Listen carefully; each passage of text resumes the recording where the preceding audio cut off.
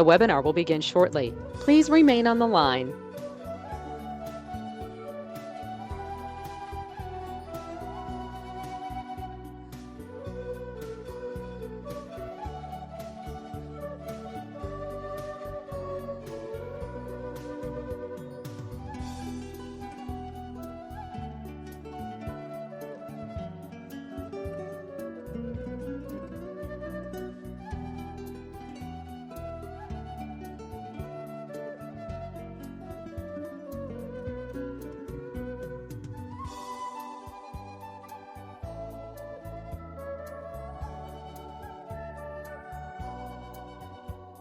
The webinar will begin shortly. Please remain on the line.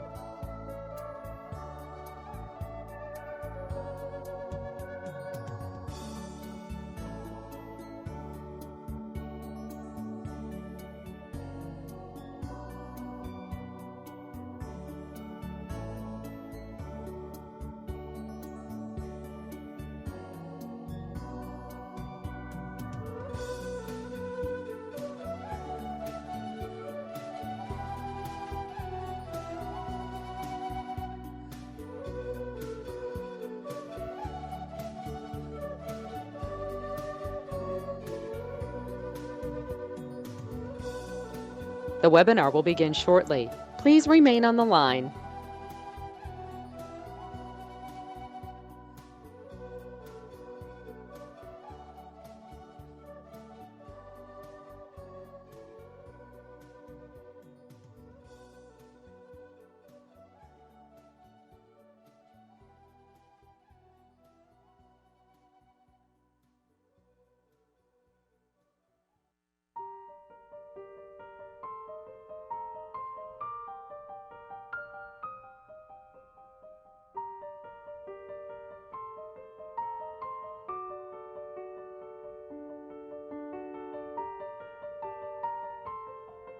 The webinar will begin shortly. Please remain on the line.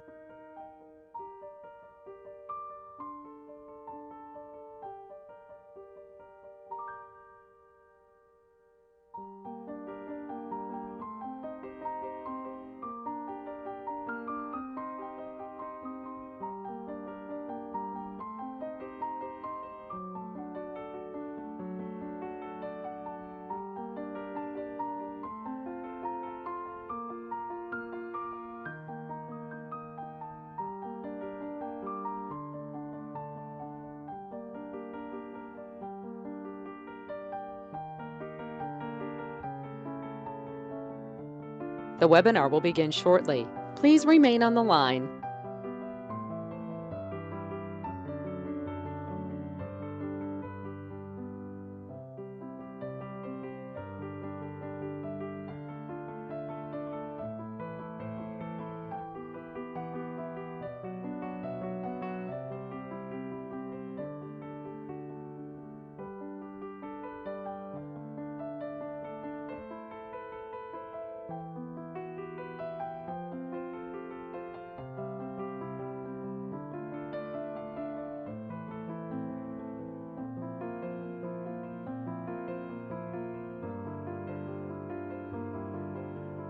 The webinar will begin shortly. Please remain on the line.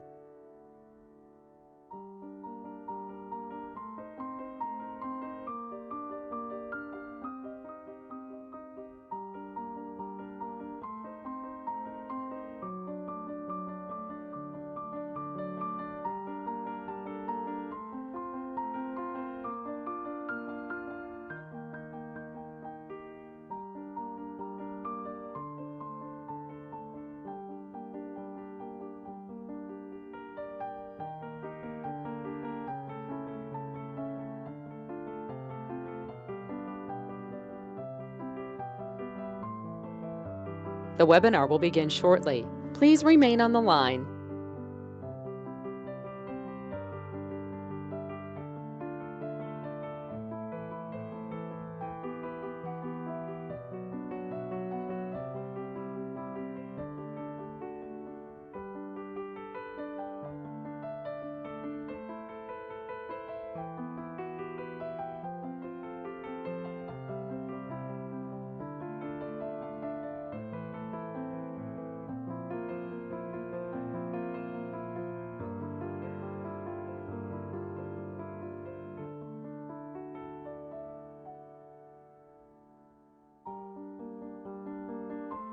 The webinar will begin shortly.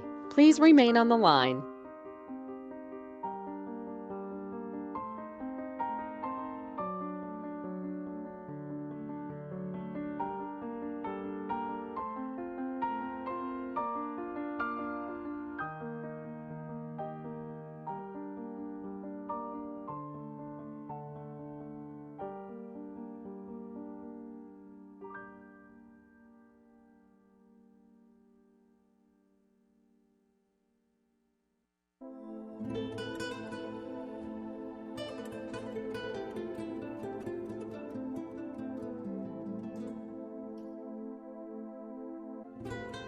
The webinar will begin shortly. Please remain on the line.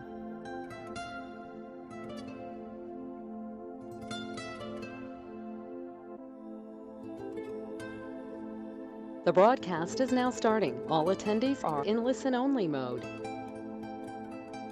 Good morning, everyone. My name is Joseph Citro, and I am the chairman of the City of Tampa CRA Board. And this is a special called meeting of the City of Tampa CRA Board. Let's open our meeting with a moment of silence, followed by the Pledge of Allegiance. Let's start our moment of silence now.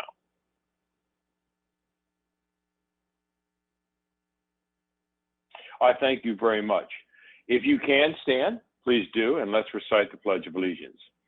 I pledge allegiance to the flag of the United States of America, and to the republic for which it stands, one nation, under God, indivisible, with liberty and justice for all. Thank you all very much. Would the CRA Secretary take roll call of the CRA Board? Yes, Chairman. So first, Carlson. Here. Dingfelder. Here. Goose. Here. Maniscalco. Here. Miranda. Here. Vieira. Here. And Citro. I am here as well. I would like to thank everyone within the city clerk's office, the administration, the staff, and all the council members for being here today.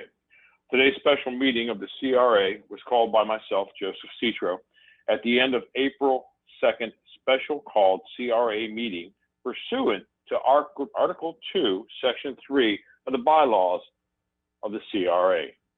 There are only two items on today's CRA agenda. The first item is the COVID-19 update from the city administration.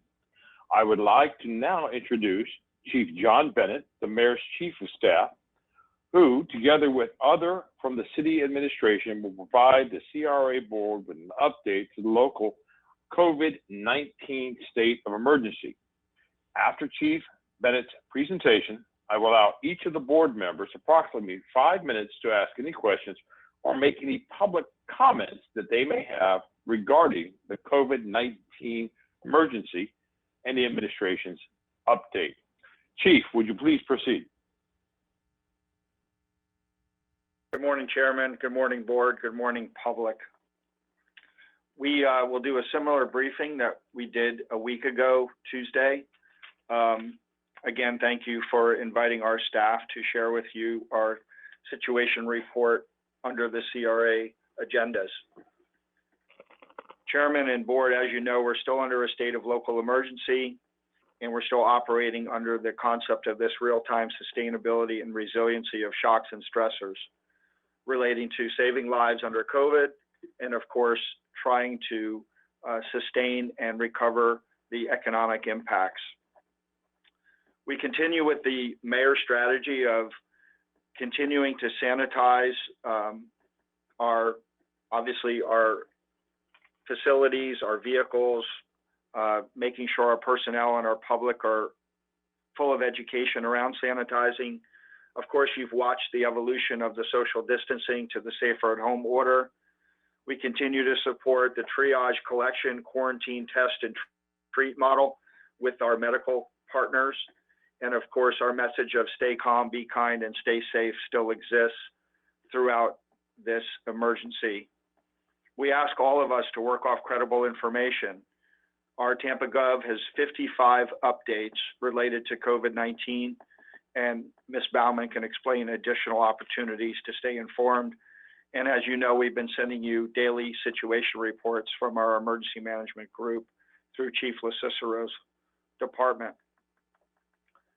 As we focus on our public, our personnel, our partners, and of course the policymakers for those protective actions that take care of our personnel, our facilities, our rolling stock, and our levels of service, we will give you this briefing again and then opening it up for questions. And I will kick it off with our fire chief and emergency manager, Chief Nick LaCicero. Chief. Thank you, Chief of Staff Bennett. Thank you to the chair, CRA members, and public. Appreciate the opportunity to provide you a situational report on our actions relating to emergency management. Our section of emergency management provides a coordinated platform for planning, response, and mitigation for the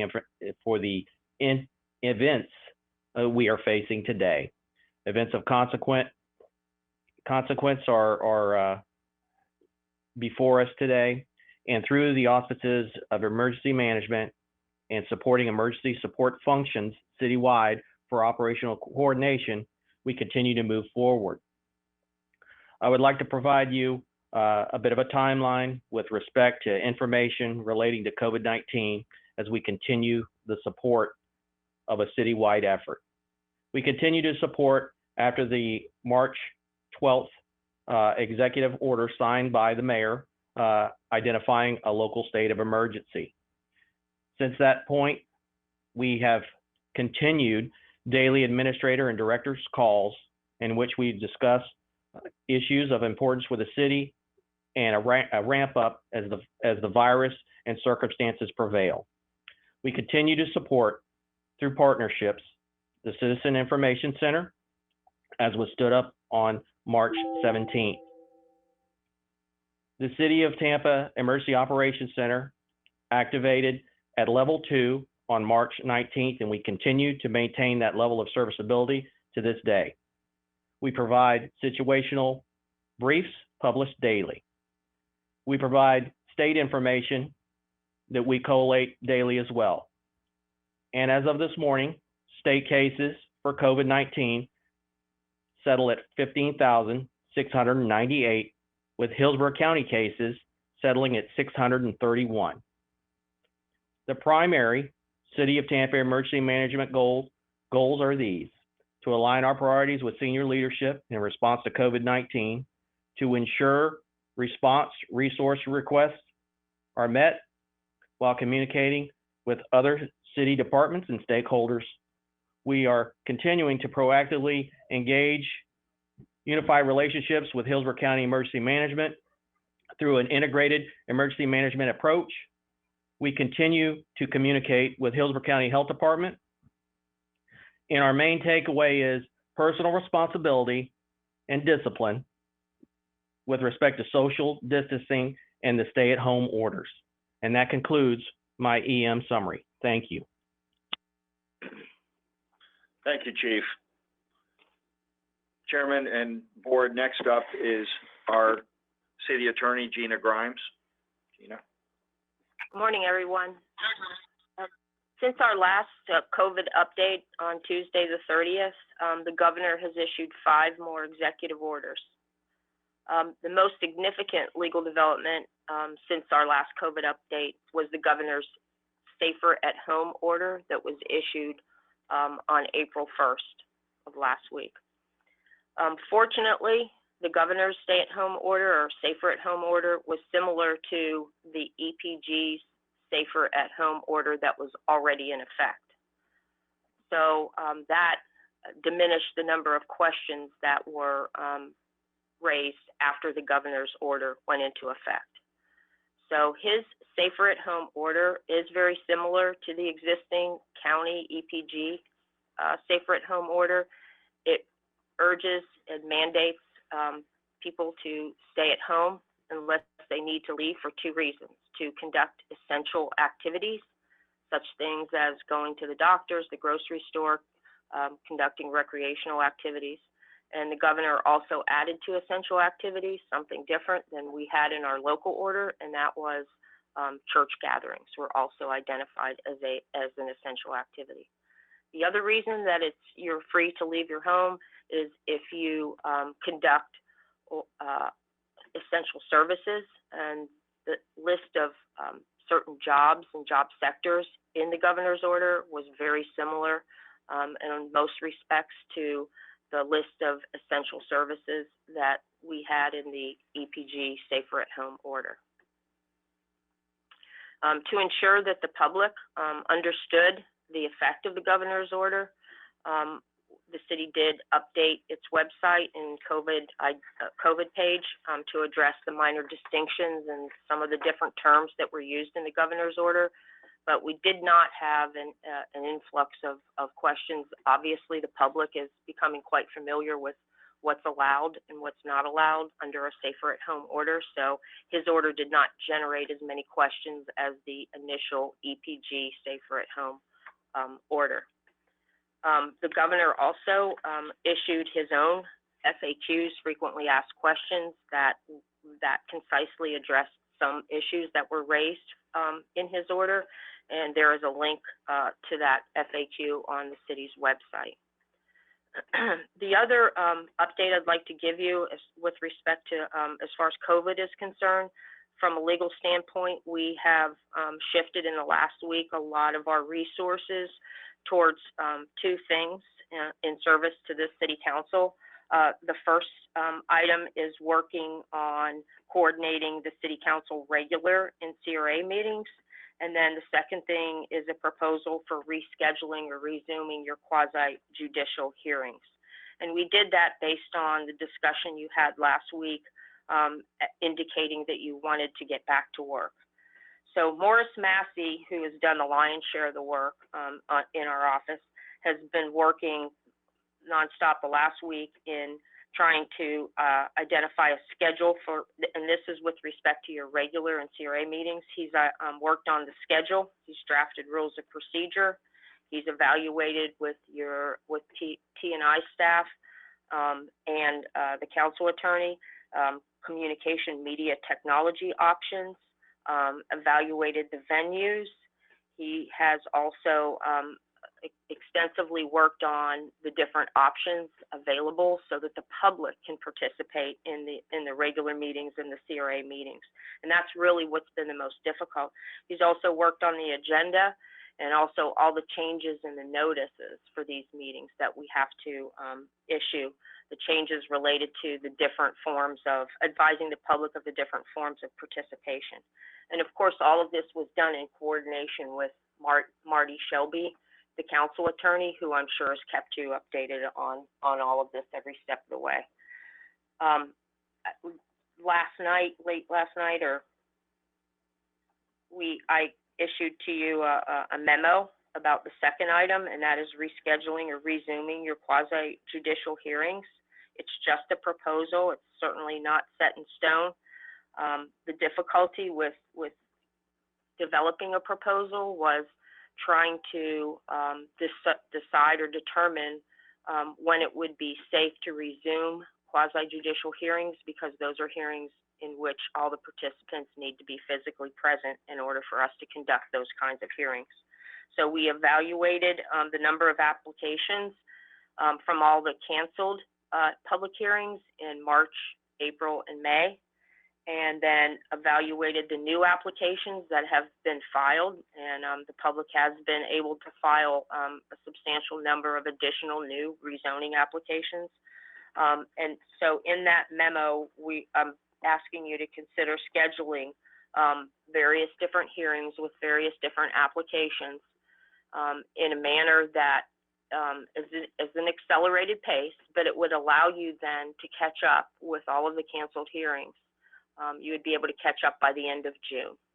So it's not something you have to discuss or decide upon today. It's something for you to evaluate and then consider for purposes of discussion at maybe one of the subsequent meetings. But again, I went with the direction you gave me, which was you were all ready to get back to work and you wanted to get the economy going. So to do so is going to require you to put in some extra at least one extra night and maybe one extra afternoon. And if you do, and if we're able to have physically conducted hearings in June, then we would be able to be caught up with everything by the end of June. So with that, I am done with my my weekly COVID update. Thank you, Ms. Grimes. Now I'll turn it over to our Police Chief, Brian Dugan, for a TPD update. Good morning, everyone. We currently are monitoring 21 of our employees. 10 of those 21 are on quarantine. We're doing pretty good. We have had over 100 people out. Those numbers randomly change at any given moment, depending upon what's going on. I think we've taken a very conservative approach in quarantining and monitoring our employees, which is why I don't want to jinx myself, but I think we've been fairly successful when you look at it, how large of a department we are and where we stand with monitoring and quarantine. Our calls for service are down about 20%, which is huge for us. I think the big thing is people are doing their best to stay home and follow the safer at home order. And we still juggle enforcing and educating the safer at home order with traditional law enforcement. You know, I always say TPD is still open for business and we are enforcing the law, but I think the citizens are doing very good in cooperating with us. That's all I have. Thank you, Chief Dugan. John Bennett, Chief of Staff. I just wanted to make a note and commend TPD for the work that they've been doing around the emergency shelter in the north end of the community. I've been speaking consistently with the leadership of the homeless emergency shelter, and they're very complimentary of TPD support in sharing the time up there to facilitate that operation. With that, I will turn it back to Chief LaCicero of our fire department to speak about Tampa Fire Rescue. Good morning again. At Tampa Fire Rescue, we continue to have daily summary and meeting with administrative staff to ensure that we continue our core services of the department and making sure that the citizens' needs are met. We continue to pre-screen 911 calls to further enhance detection of flu-like symptoms and the potential for COVID-19 patients. We have maintained ceasing all public education events and restricting as best as possible interaction with people outside of emergency response. We continue to provide direction on enhanced personal protective measures for our personnel and also constantly reminding about social distancing, facility and apparatus cleanliness, and decontamination in the face of this COVID-19 emergency. We are critically monitoring calls for service, which remain steady. Like TPD, our month-to-month comparison, we're down about 40 to 45 calls in March as we were in February. We're monitoring that. We do respond to anywhere from 25, 27 calls a day to just over 30 calls a day that are COVID related or potentially COVID related based on the 911 screening process. So you can see that there is a fair amount of activity for sick flu-like illnesses that we do respond to. We constantly are monitoring the requests for PPE, and we continue to support exposure control measures for our first responders. And to this point, we have had 2 uniformed personnel test positive for COVID-19. They are doing well, and we expect a full recovery. Thank you, and that concludes my summary on fire rescue. Thank you, Chief LaCicero. Now I'll turn it over to Ms. Ashley Bauman, our Marketing Communications Director, for her update. Good morning, everybody. I want to give you a layout from February. Since February 27th, the City of Tampa's earned media coverage of COVID-19 or coronavirus has reached over 1.2 billion people across the country, with a total publicity value of $3.9 million. These platforms include, but are not limited to, TV, print, and radio. Marketing and communications has been in constant communication with our regional partners to ensure not only a streamlined communication with our residents, but the most up-to-date information as we receive incoming questions on all of our platforms. The platforms include our website, our Facebook, which reaches 75,000 people, Twitter at 189,000, Instagram at 51,000, and Nextdoor at just over 68,000. We are also communicating on TikTok, which is a new resource used to reach out to our younger residents.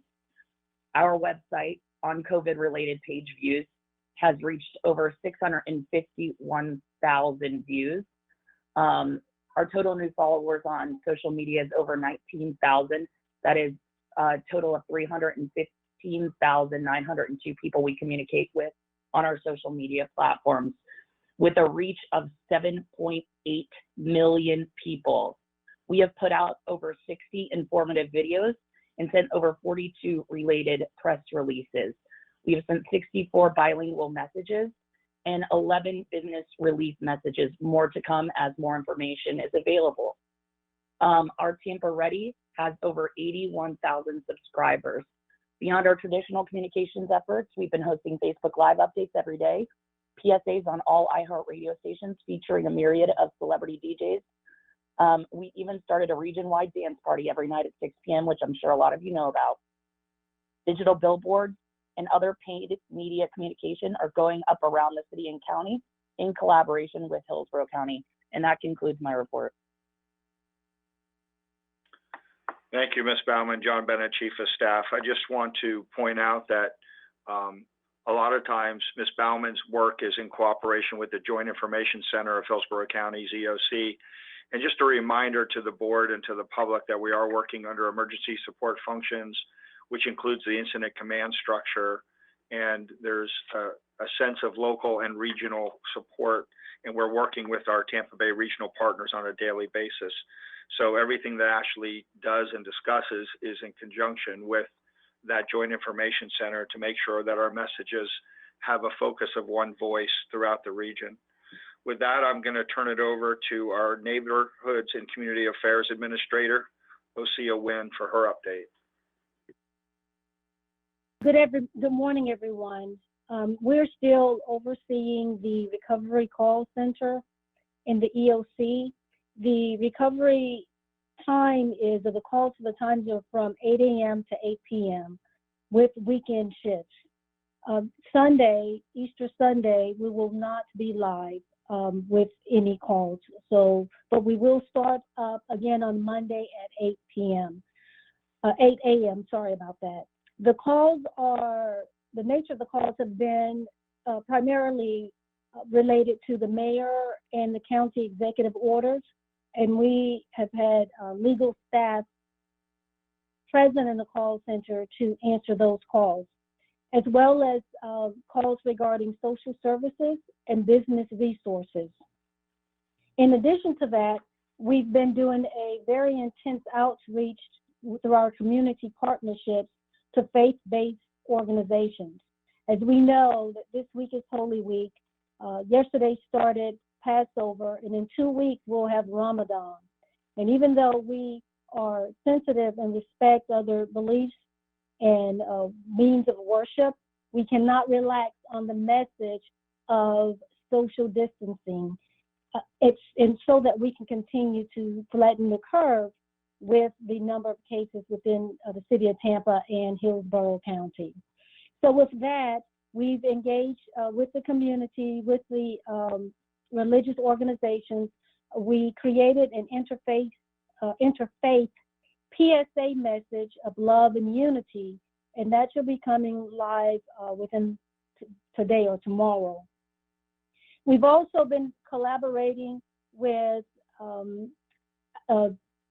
other community partnerships in terms of getting the word out, particularly in our Black and Hispanic communities. In our Parks and Recreation area, we have our staff providing security in our parks that are closed, as well as monitoring the trails and the boat ramps that remain open. We started a staff supporter senior program where we have Parks and Recreation employees who call our senior citizens who are registered in our programs at least once a week to ensure that they're well, ensure that they have all of the needs and services that they actually need to maintain their daily lives. One thing of note is that we are constructing a number of face masks to assist where needed by using the CDC guidelines. Even though we're getting masks internally for staff, this effort will help augment if there are extra masks that are needed. That will provide a summary of our input and report for this morning. Thank you, Osea. With that, now I'll turn it over to our Administrator of Development and Economic Opportunity, Ms. Carol Post. Hello, good morning, everyone. Want to just give a brief report on the portfolio for development and economic opportunity. At this juncture, we are fully functioning across all our departments in telework mode. That includes housing and community development, historic preservation, and our real estate group. On the development and construction services side, as was previously reported, the administration has been fully functioning remotely for a number of weeks, including accepting applications, reviewing plans, issuing permits, and the like. Standard inspections are being done digitally or via affidavit, or when necessary, we handle situations on an as-needed basis to ensure that we avoid or comply with the 6-foot separation requirements and other safety standards. I want to speak for just one moment about our large construction site safety initiative that launched this week. As it was discussed in the past, and you may have read about, we wanted to take an additional layer of protection to apply to our largest construction sites defined as threshold sites. We have 52 of them operating across the city. And as such, over the past couple of weeks, we implemented an occupational safety spot check inspection plan. There's a number of components to it, but at its most basic, we have 22 medical professionals who've been temporarily engaged. They are nurse practitioners and other medical faculty from around the city. They're operating under the direction of a temporary medical director, and they've been trained over the past few days. They are deploying starting today. They are visiting these 50 sites on average of about 2 to 3 times a week to ensure compliance with a set of CDC standards for separation requirements, sanitizing requirements, hand washing requirements, and some pre-screening advisories that have been issued. So we are, again, trying to increase and add an additional layer of protection across our infrastructure and construction sites as an essential service.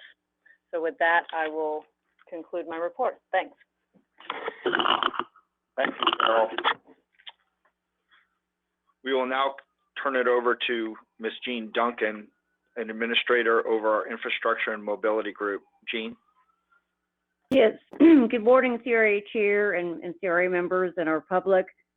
The infrastructure and mobility group consists of the water, wastewater, solid waste, mobility, CAD, which is construction services, and facility management teams.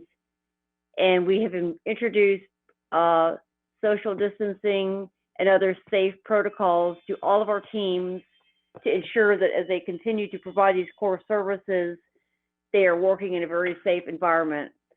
So we have our teams out there, again, continuing to provide the core services that we need to have for our city to keep functioning. We're doing that in a very safe manner.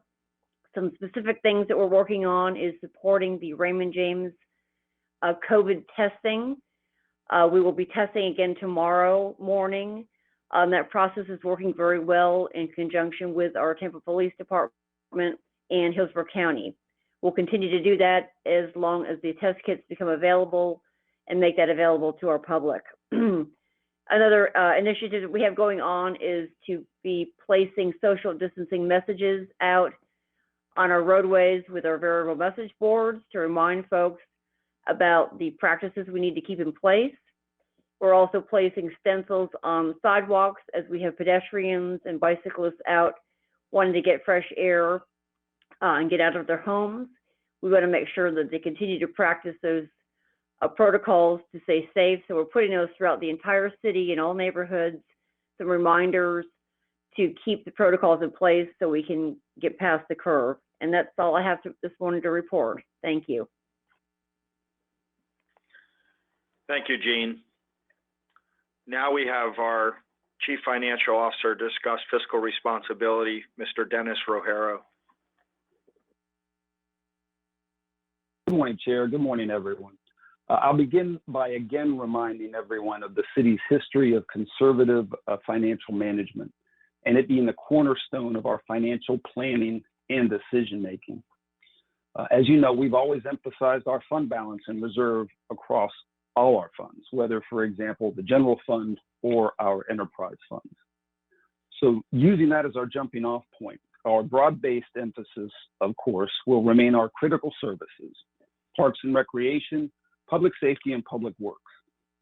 To that end, we're looking to adapt the current fiscal year and altering our planning for the next fiscal year.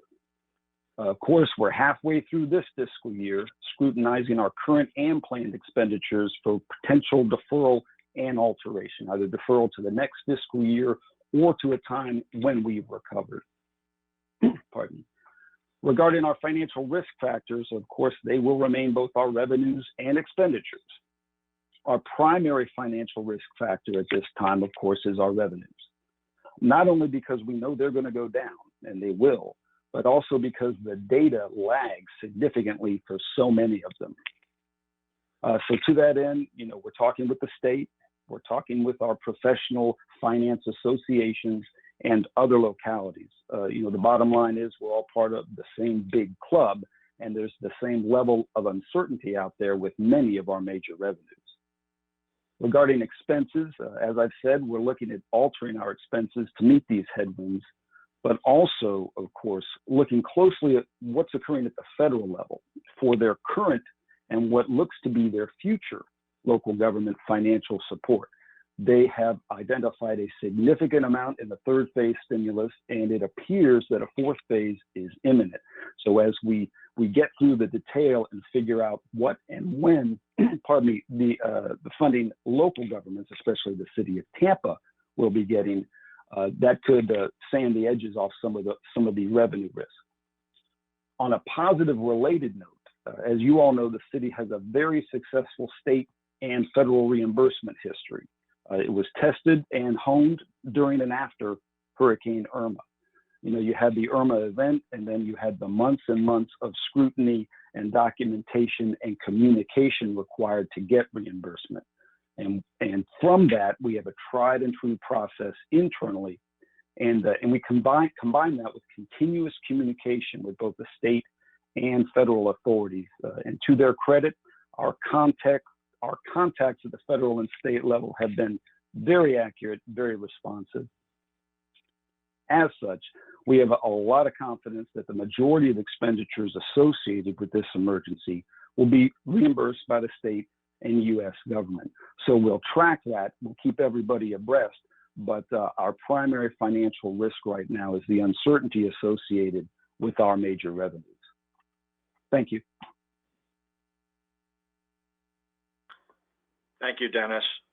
John Bennett, Chief of Staff, for a quick wrap up, and then I'll turn it back to the chairman. So hopefully that concludes the briefing from staff, and it shares the idea that in this unprecedented type of an emergency, that our focus is continuing on saving lives and defending the short-term and long-term economic situation, both inside government and within our public realm. Just a quick focus, as it was mentioned earlier, there's an emergency policy group meeting today at 1:30, and the mayor continues to focus on equitable testing opportunities within in the community by working with our county and hospital and medical partners. And those opportunities continue to exist on our Tampa Gov site with phone numbers that reach our call center, phone numbers that reach the county's testing registration call center, as well as the Department of Health line, in addition to other contacts on the web that relate to price gouging. All can be found on our Tampa Gov website. And as I mentioned earlier, there's been 55 updates on that website relating to the COVID-19 emergency that we continue to exist in. So with that, Chairman and Board, I will turn it back for any questions for the staff before I release them back to their duties. Chief, thank you very, very much for your reports, and the other people within the administration. Thank you very much. I will now call on each CRA board member in reverse alphabetical order for their comments or question regarding the COVID-19 update. Let's please be mindful that we'll put a 5-minute limit on your comments or questions. Let's start with Mr. Vieira. Thank you, Mr. Chair. I appreciate that.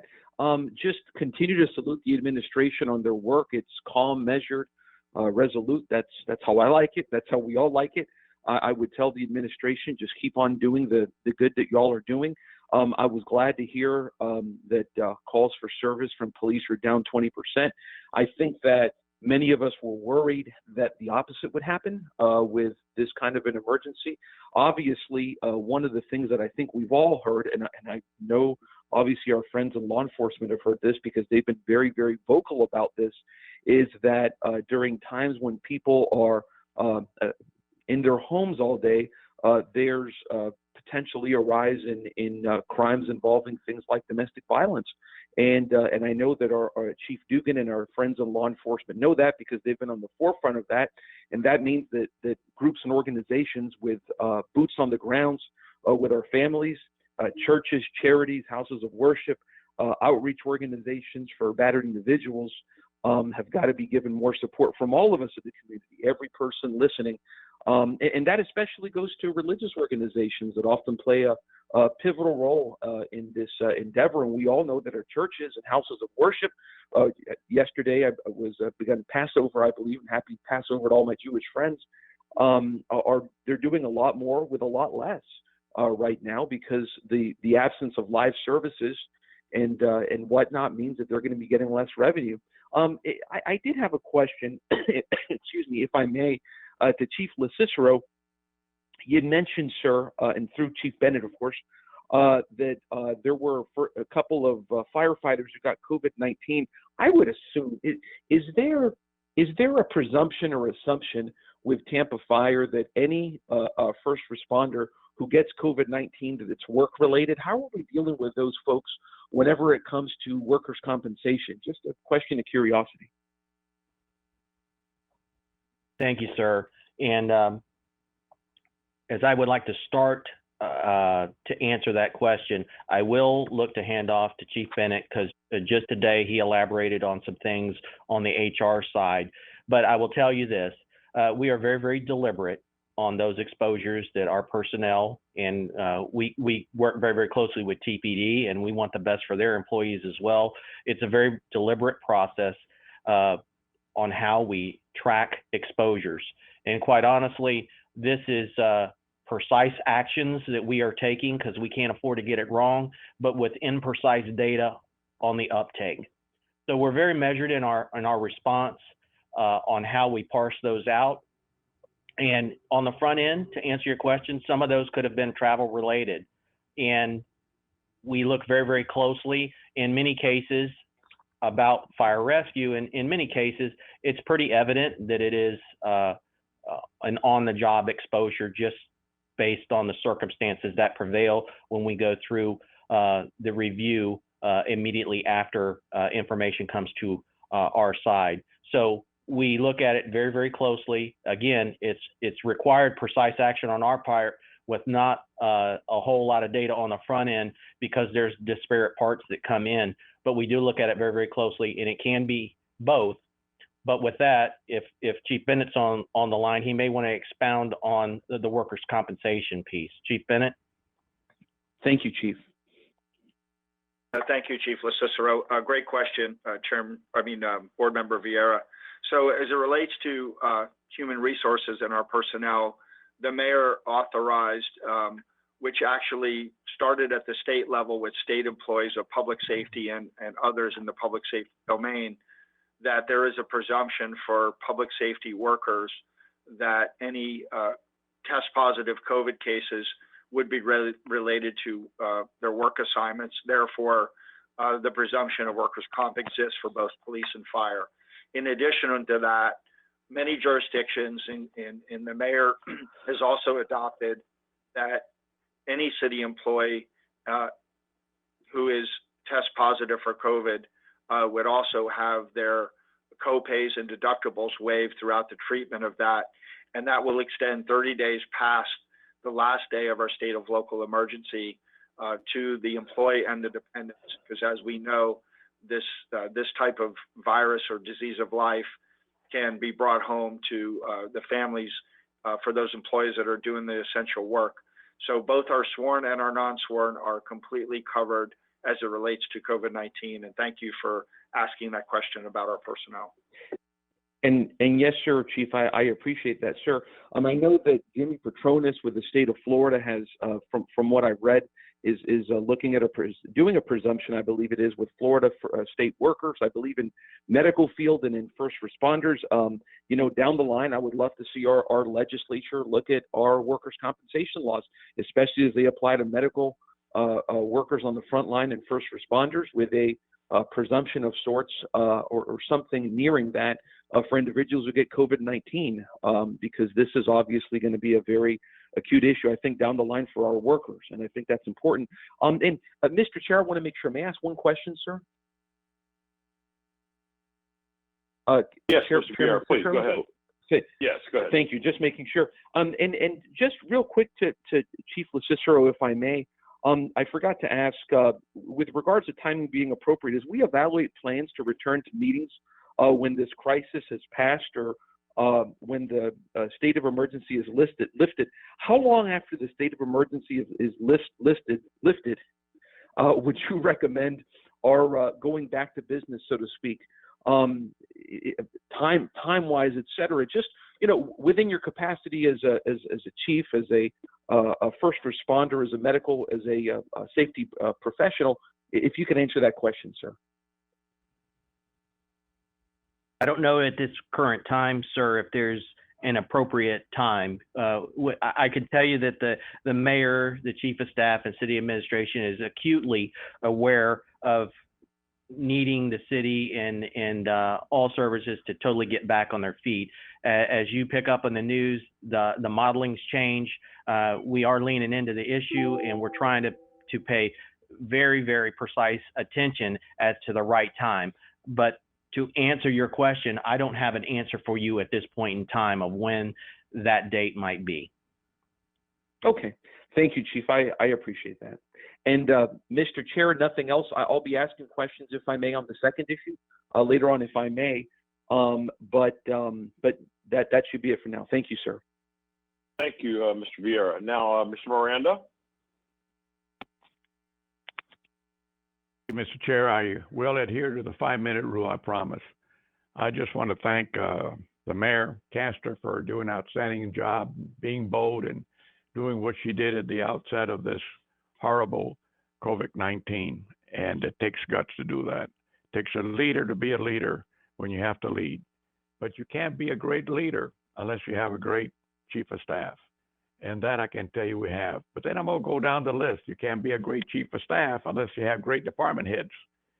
And you can't be a department head, great one, unless you have great people working for you. And at the end of this, it is the people of the city of Tampa. We can pass all the laws we want. You can change anything you want. But if the people that you govern do not follow, you will be a complete failure. And I want to thank the public for adhering to all the rules and regulations that were not normal, because the quality of life has changed during this period of time, for doing the right thing, for trying to work out their families' problems with this COVID-19, for staying home, for being residual to the fact that, yes, possibly some of them were laid off, it's going to be a struggle, but we will get through this. Like I said earlier, we can always solve this problem, but we cannot solve somebody passing away because of the virus. So the people of the city of Tampa are the ones that are to be said, thank you for who you are. Thank you for what you've done, and always continue being yourself. And what I'm saying is that this is an era of life that we will soon want to forget, but we'll always remember what this country has had to go through, what this world has had to go through to continue to have some dreams and aspiration of being better. But when you do these things, like Dennis Rohero said, we better start looking at what's going to happen and how we're going to get back on our feet. And that's going to take all of us, every single one of us, not only in this city, in this county, not only in this state, but in this country, to make sure that we make steps that we can all, not just the ones on top, not the ones in the middle, but all of us, from top to bottom and from bottom to up. When the bottom falls, the top will always tumble down. So we got to be cognizant of the fact that the little people are the ones, and I mean little in financial abilities today, that were laid off, that are having problems getting their unemployment because of a system that never worked for the last 20 years, that are doing these things to get a foothold because they're the ones that are going to control the economy. If they don't spend, nothing is bought, nothing turns. This state is basically on sales tax.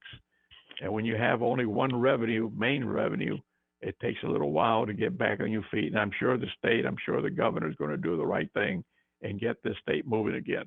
And with that, I say thank you all, especially to those in the front lines, to the healthcare workers in this city, in this country, this county, everywhere, who have taken risk way above their designated duty as an MD, as a registered nurse, as a nurse practitioner, as an anesthesiologist. Anyone in the hospital that has to do anything are putting their lives on the front line for us to have a better quality of life. And I want to say thank you to all of them, fire, police, every one of them. And my 5 minutes are up. Thank you, Mr. Chair. Well said, Mr. Miranda. Thank you very much. Mr. Maniscalco. Thank you very much. Always a very thorough presentation from each individual that spoke. You work tirelessly and endlessly, because it does seem like this is an endless thing, but we hope to get to the end of this month with more positive numbers for flattening that curve, and doing the best we can as a people and as a community, following the requests and the instructions, from the governor all the way down. I think that the social distancing is working.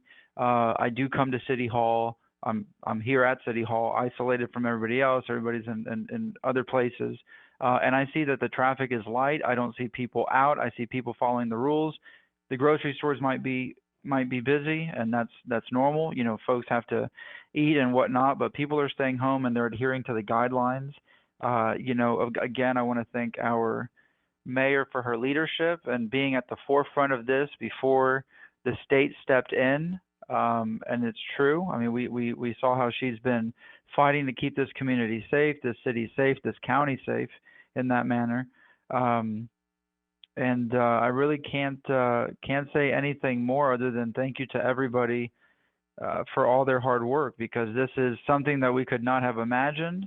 And here it is, from January 1st, the start of the new year, to just a couple months later to see where we're at. Everything is essentially frozen and at a standstill. But as Councilman Miranda said, it's going to take a while for people to get back on their feet.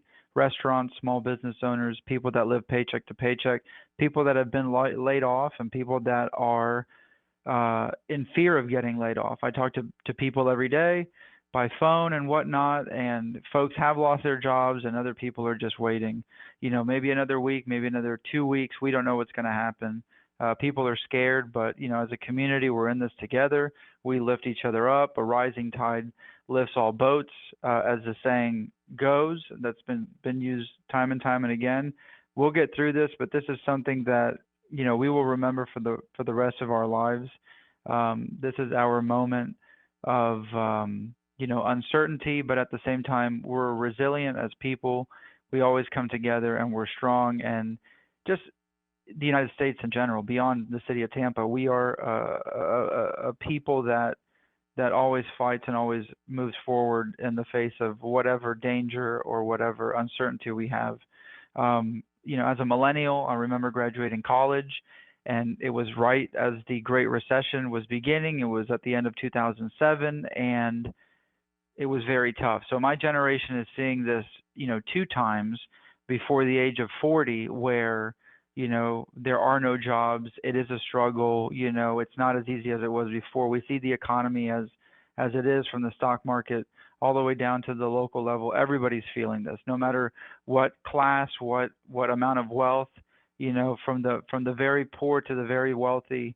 This is affecting everyone, because essentially everything is at a standstill. But here at the local level, I know everyone is doing their best. Council members, CRA board members, all one and the same, but all the department heads, all the police and fire, all the nurses, all the doctors, people that are, these are the soldiers. These are the people at the front lines that are putting themselves at risk and making sure that we're safe. So I thank all of you, and I appreciate, again, these reports and these discussions, because I know you all are working very, very, very hard. And I just want to say thank you. And that's it. Thanks. Thank you, Mr. Maniscalco. At this time, we'll hear from Mr. Goods. Thank you, Chair, for being recognized. I'd like to say good morning to everyone. Chief of Staff, I want to definitely recognize you for being out there on the front lines, being able to get me information when I call from constituents in my communities, and also to all the other department heads who are working very hard. I definitely want to give a shout out to the Recreation Department for making those masks for our healthcare providers, and also the city workers. I've been around a couple of people's houses where they're making those masks, and they're working very hard. So I just want to give a shout out to them as needed. A couple of questions as it relates to the African American community and Latino community. I did briefly speak with Chief Bennett about it yesterday. I had several calls and concerns as it relates to testing. We have several healthcare centers within these minority communities. A lot of the citizens in these low underrated communities do not have healthcare insurance. I know some of the policy has been that you need to have a healthcare provider, doctors to sign for you to get tested. That's not working in some of these low socioeconomic communities. And I just want to find out, what are we going to do? What is the plan to get with the EPG to make sure we can get this done? Because I believe we're going to have a major problem coming up short if we don't start trying to test in some of these communities, especially in some of these lower economic zip codes, 33610, 33604. We need to be looking at that now. So I'm just wondering, what if any other plans have come up about right now, Chief Bennett, or are we going to have any conversation with EPG as it relates to this situation? John Bennett, Chief of Staff. Thank you, Board Member Goods, for that question. It's very timely and very critical, as you mentioned. I can tell you that the mayor and staff have been tracking the trends of all of our demographics and as it relates to testing, and everything starts with data. We have been working with the hospitals and the emergency medical side of the equation to try and give us additional data points so we can have a better decision support system well ahead of the testing outcomes. As you know, quite often it could take 5 to 14 days between somebody who has a symptom or somebody who doesn't have a symptom to get tested and get that result back as positive or negative. And by that point, there's a lot of opportunity to infect family members, friends, loved ones, or anybody else you're in contact with. So we have started collecting data at all the possible data points that we can get, and our technology and information, GIS group, are mapping that data to make sure that we can see the reservation, not so much the testing outcome, but how people are registering and making a reservation for those testing sites, and making sure that it looks equitable across the entire city. And anytime that we see a gap, then we bring that through the mayor to the emergency policy group to try and talk about opportunities. And as, again, you pointed out, the family health centers and other federally qualified health centers who have the ability to test, we need to look to see how we can get our transportation disadvantaged community to those locations, as well as asking the Department of Health about the opportunity for mobilized testing, where they can go to an individual as opposed to relying solely on a drive-through or brick and mortar site. And so those efforts continue because we know that certain communities and demographics have underlying conditions well beyond just the travel concerns from the earlier triaging that we heard when COVID-19 hit the United States. And I think it would be good for this comment to be augmented by Osea Wynn, who's been working closely with the neighborhoods and trying to make sure there is equity in testing awareness and opportunity. So Osea, do you want to augment this? Absolutely. So one of the things that we've been doing is we've reached out to the Tampa Family Health Centers to see what are those things that we can do to get testing, as was already mentioned, into those neighborhoods. As Chief Bennett has already mentioned as well, in terms of the mobile test sites, we are, through our purchasing department, actually reaching out to those in the community who can provide those type of services, so that we could have more of a dynamic approach for those who, the people in the community who cannot get to the site. There are a number of things that we have to overcome within the Black and Brown communities. One of them is, as we know, is the awareness, as well as those risk factors that are actually impacting those in the community. We've heard of diabetes, we know of hypertension, pulmonary issues, asthma, lung disease. Oftentimes in the community, as we may or may not know, it's the mindset has been that's for someone else. It doesn't impact us until it starts impacting us. So overcoming the mindset that, yeah, we are all in a part of this together and it can impact us, and knowing that there are times when we may have 3 or 4 generations in one household is even more problematic. So again, with reaching out to community leaders and partnerships and making those contacts with like the Tampa Health Centers, we are going to do everything that we could possibly do to make sure that we're really engaged in those areas, impoverished areas in the community. I do appreciate the chief and your comments, but I want to say this as a person who had asthma very, very badly. Most African Americans have asthma or bronchial problems. And as I look across the nation, I look at the other communities abroad, there's a problem. So I want to make sure that we get this message to the EPG, that they understand that we need to have a drive-through. We need to have a location point somewhere that people can go to who don't have health care and do what we need to do to make sure we don't have a serious problem on the horizon. So that's my request to the chief of staff, to make sure that the mayor understands that we need to make sure and stress this to the EPG, that we've got to have some testing going on. We can't depend on trying to get over to the stadium. A lot of people don't have cars, it's inconvenient, but if it's somewhere close, we need to try to make that available. So that's my request today in reference to the COVID-19 for the African community and Latino community. If I can go to my next question real quick, in reference to, I don't know if the other council members have gone out to the homeless tent city that we have. I did go out there. I think it's a great thing that the mayor and the chief came up with to combat some of our homeless situations. I had several phone calls and emails about the homeless, and I went out there and saw something that was amazing. I know that the county does fund the Catholic Charities, and I know the city gave some funds for that. So I'd like to know, where do we get those funds for, or are we going to continue to give funds for that project, or ask the county for some help with that?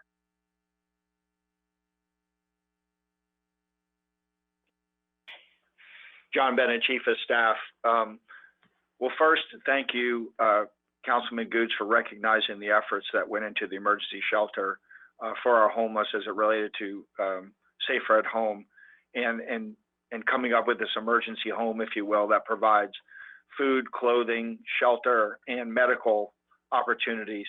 The real shout out here goes to Vanessa McCleary of our housing group, who within 7 days, working with Catholic Charities and her staff, brought to the administration an opportunity.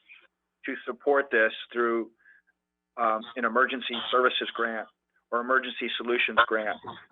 And that funding was directed to set up this emergency shelter with a continuum of care attached to it that has been long proven for rapid rehousing. So they continue to work with the Catholic Charities staff and the Tampa Hillsborough Homeless Initiative, of course, jointly funded in concert with the entire county to make sure that we're doing the best that we possibly can for our homeless and trying to use a proven model that has existed in Pinellas for well over a decade, where a vast majority of folks that enter this continuum of care end up in some rapid and sustainable housing model. So the funding did come from a grant. It's being sustained by a grant, and we're hoping that we can use some of that grant to continue this opportunity and build upon this program well beyond the COVID-19 emergency. I hope that answers your question. If not, we're happy to send a memo to all of the board or council on the topic. Thank you, Chief. That answers my question. Great job, Vanessa LeClaire. I know she's worked hard on that project and for the administration working for our homeless community. Thank you. I'll yield back, Mr. Chair. Thank you very much, Mr. Goose. Now, Mr. Dingfelder. Good morning, all, and thanks to everybody for your hard work. I've got 3 questions or comments. The first one, fairly simple, to Ms. Post. I'm just curious in regard to rezoning applications and other similar type of applications that have come in over the last couple of weeks. I would assume that the numbers would be down, but I'm just curious I mean, how much are they down?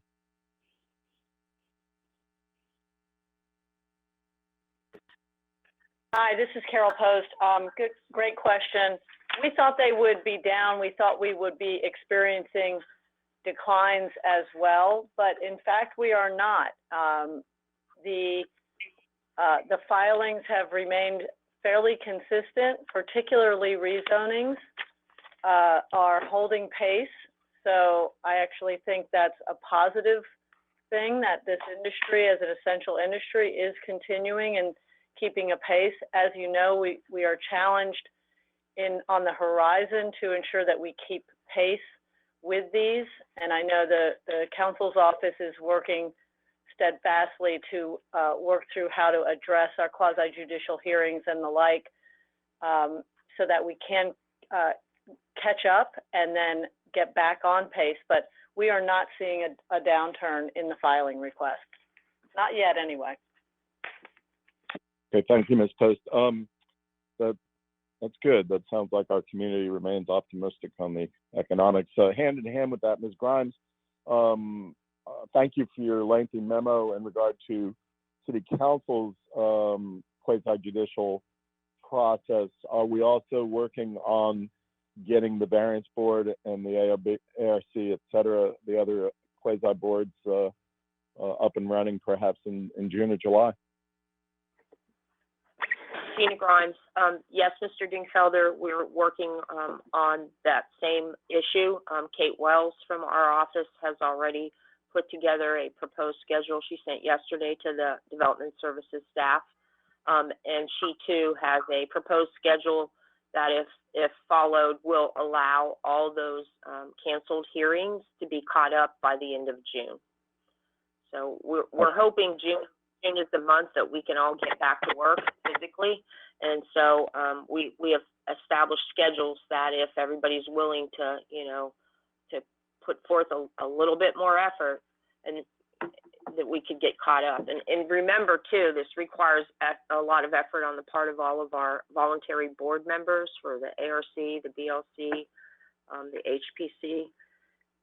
So there's a lot of people, a lot of coordination that occurs with all this, but the staff is supportive of having these extra hearings, putting extra cases on each of the agendas, and as I think they've gotten feedback from the various board members that they're willing to do what it takes to get everybody caught back up by the end of June. Okay, thank you, Ms. Grimes. I speak on behalf of council. We're all looking forward to getting back and as Chairman Citro said, getting back to work physically, we're all working from home, but also I'm sure that our community boards members will likewise be jumping in to help and to get back to schedule. My last question, probably a little more controversial. I totally, and I'm sure everybody on the phone disagrees with the governor's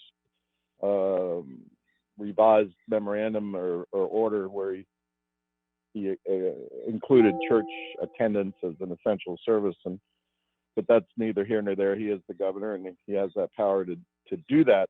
On a local level, I would assume that the mayor has the ability, and I would hope that she's still articulating and urging people not to go to church, synagogue, mosque, or what have you.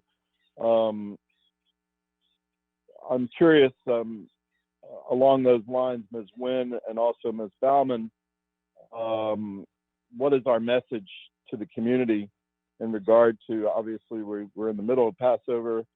Last night, on a personal level, we had, in my family, we had a Passover via Zoom, which was a lot of fun and very effective and very safe for our family. And I would encourage everybody in the community to try and hold their religious services long distance and keep that social distancing going. But in regard to a question, Ms. Nguyen and Ms. Bauman, what is our message and how are we getting that message out to the community that even though the governor may allow the church activities, that as a local community, we discourage it? Okay, this is Osea Councilman Nguyen. I'm sorry. Go ahead, Osea. No, so I'll talk about what message we're sending, and I'll let Ashley talk about how we're getting it out.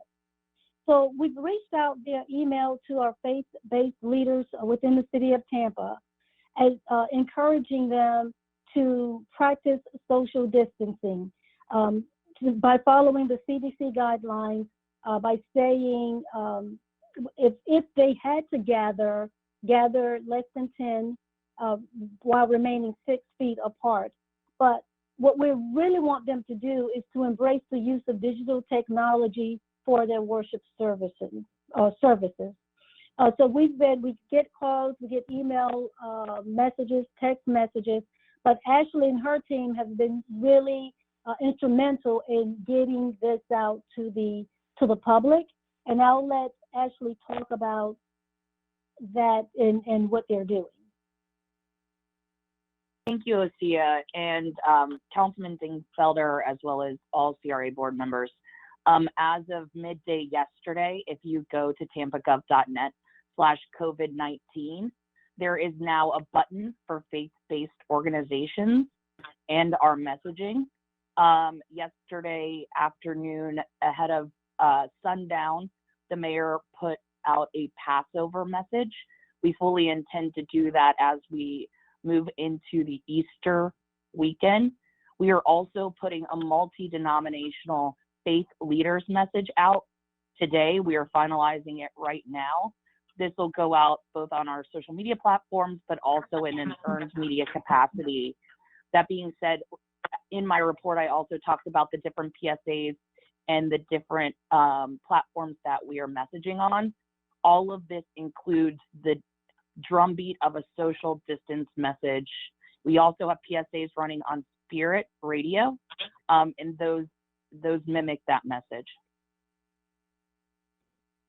And one final thing that we're doing in the direct messaging via email to the faith-based leaders, we did include in that message that if they needed any technical support for streaming, for online services, that we could provide that. We're not providing the hardware, the software, but we will provide the direction that they need and the steps they need to take in order to have a digital service. And Osea and Councilman Dingfelder, just to follow up on that, this morning, Mayor Castor did a Zoom meeting with faith-based leaders across the city with Senator Janet Cruz and reiterated that message. They are looking to possibly do services via car, but while socially distancing in groups of fewer than 10. So. Well, that sounds great. Thank you to both of you for that. I mean, I hope that the entire community. I was thinking of a jingo. We all like jingos. I was thinking about stay at home and pray at home. I hope that works.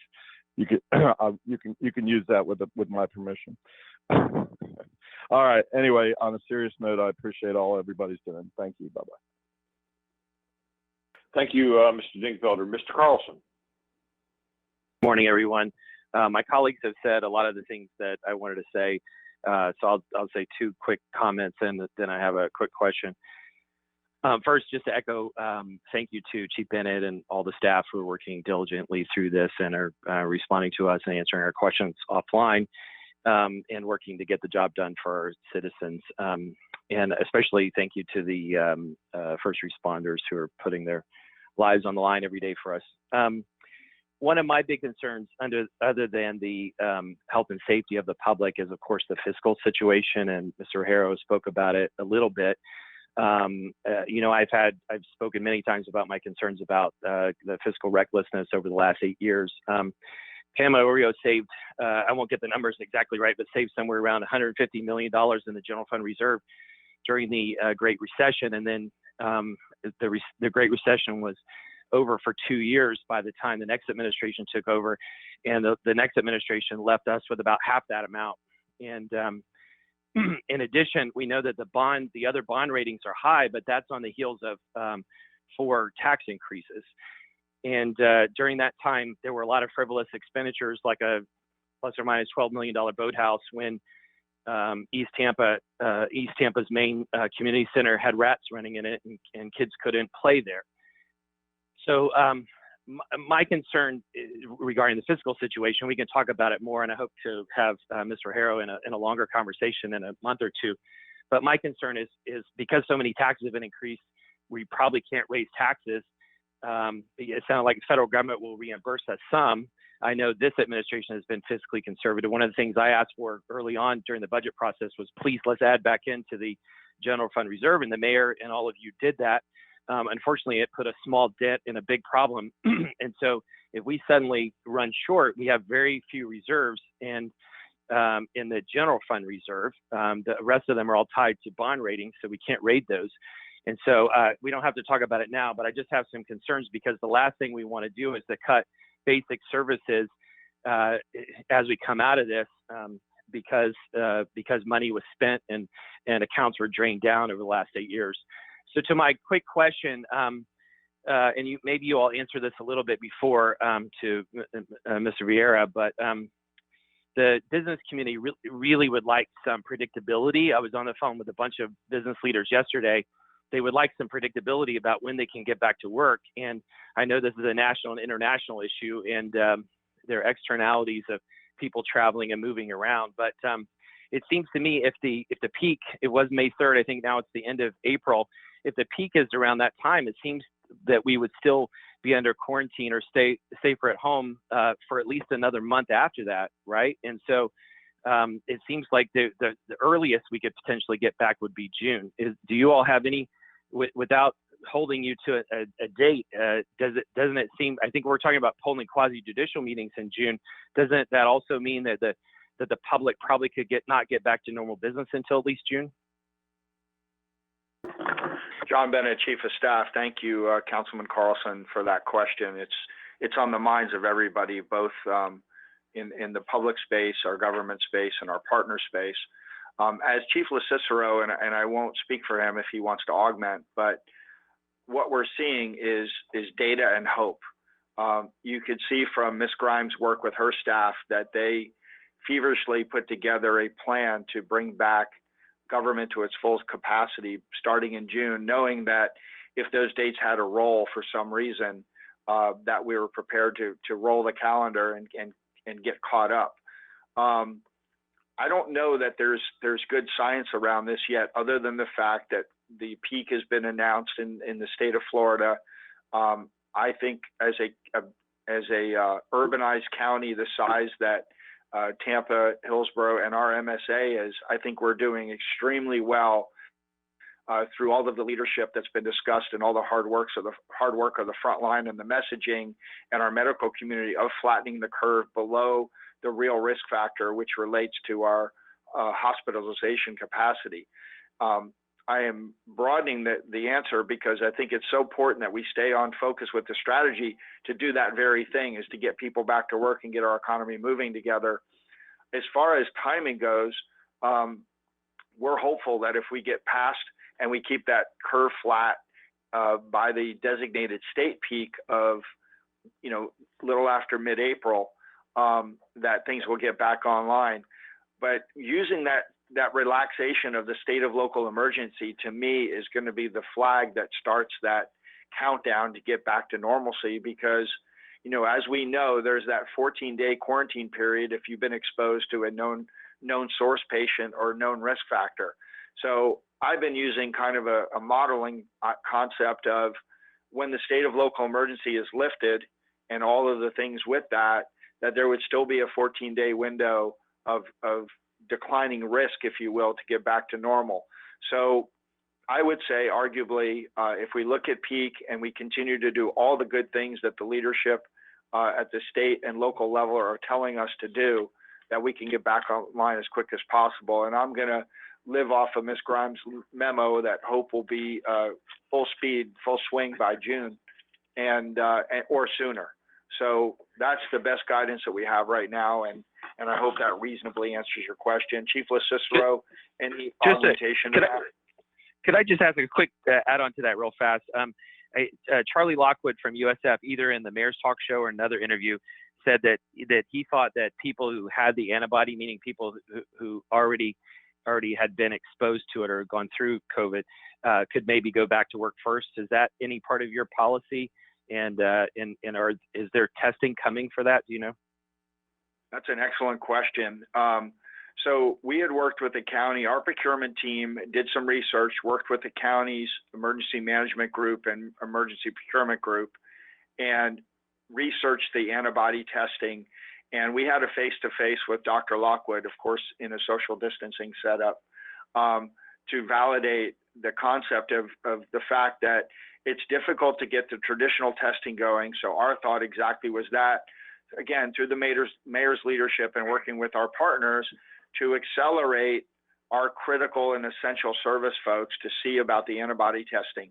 So the county has ordered over 44,000 kits that hopefully will go towards the first responder groups and those critical and high risk areas. And then in addition to that, we're as a region, because I'd worked with Pinellas County all of last week into the weekend, that we're ordering additional kits, and we are going to try and focus on getting access to get people back to work, because the concept is with this rapid test kit for the antibodies is the 4 different outcomes, which is you're either negative, which means that you haven't been exposed yet and you're still at risk. And then there's 3 levels of positive. And we walked through this with Dr. Lockwood, so I appreciate you bringing it up because he's been a great partner to the city throughout this. But yes, there is a concept that if you show that you have the antibodies, that you would be more resilient to be back in the workforce, and also possibly donate plasma to the community to help others who have COVID-19 recover quicker. So again, Chief LaCicero, any other comments to that? I think you did it in a couple of parts has been summarized well. The only thing that I would add is that we are looking at all the data and all the scientific reports that are coming out, and just know that the mayor and this administration, as soon as we can stand this up, know that we absolutely will. We just want to make the best absolute decision when the time warrants. Thank you. Great. Thank you all so much. Yep, thank you. And one more point on that before it goes back to the chairman is that some of the challenges of getting that stock here is waiting on FDA approval. And there was some guidance issued in the middle of March about the FDA approval, and the kits that were ordered by the city had just received the FDA approval, which are the same ones that Pinellas County just ordered. So just a footnote to that. Back to you, Chairman. Thank you very much, Mr. Carlson. I just have one question going back to Mr. Good's point. The emergency shelter on the north side of town is working out very, very, very well. My question is, have the people that have been staying there, have they been tested for this? And then secondly, to go a little further, we have a population of homeless here in the city of Tampa. How are they going to be able to be tested? And are we going to be able to get help from either the county or the state to provide testing for those people? Thank you, Chairman. Great question. One of the things that was designed in the setup of the emergency shelter was the fact that Catholic Charities has a tremendous and longstanding partnership with Baycare. And Baycare is there providing the triage, the testing that's needed, and of course, if so, any treatment. They also have areas on campus that offer the quarantine necessary should somebody have an exposure or have been triaged and tested, awaiting for those results. I hope that answers your question. Yes, thank you very, very much, Chief. Chief, I would like to thank you, all of your staff, all the administration, for helping organizing this and giving us your COVID update. I look forward to hearing more in the future from you and the staff. So I thank all of you who are on the call today, giving us the information. Thank you very much, Chief. Thank you, Chairman.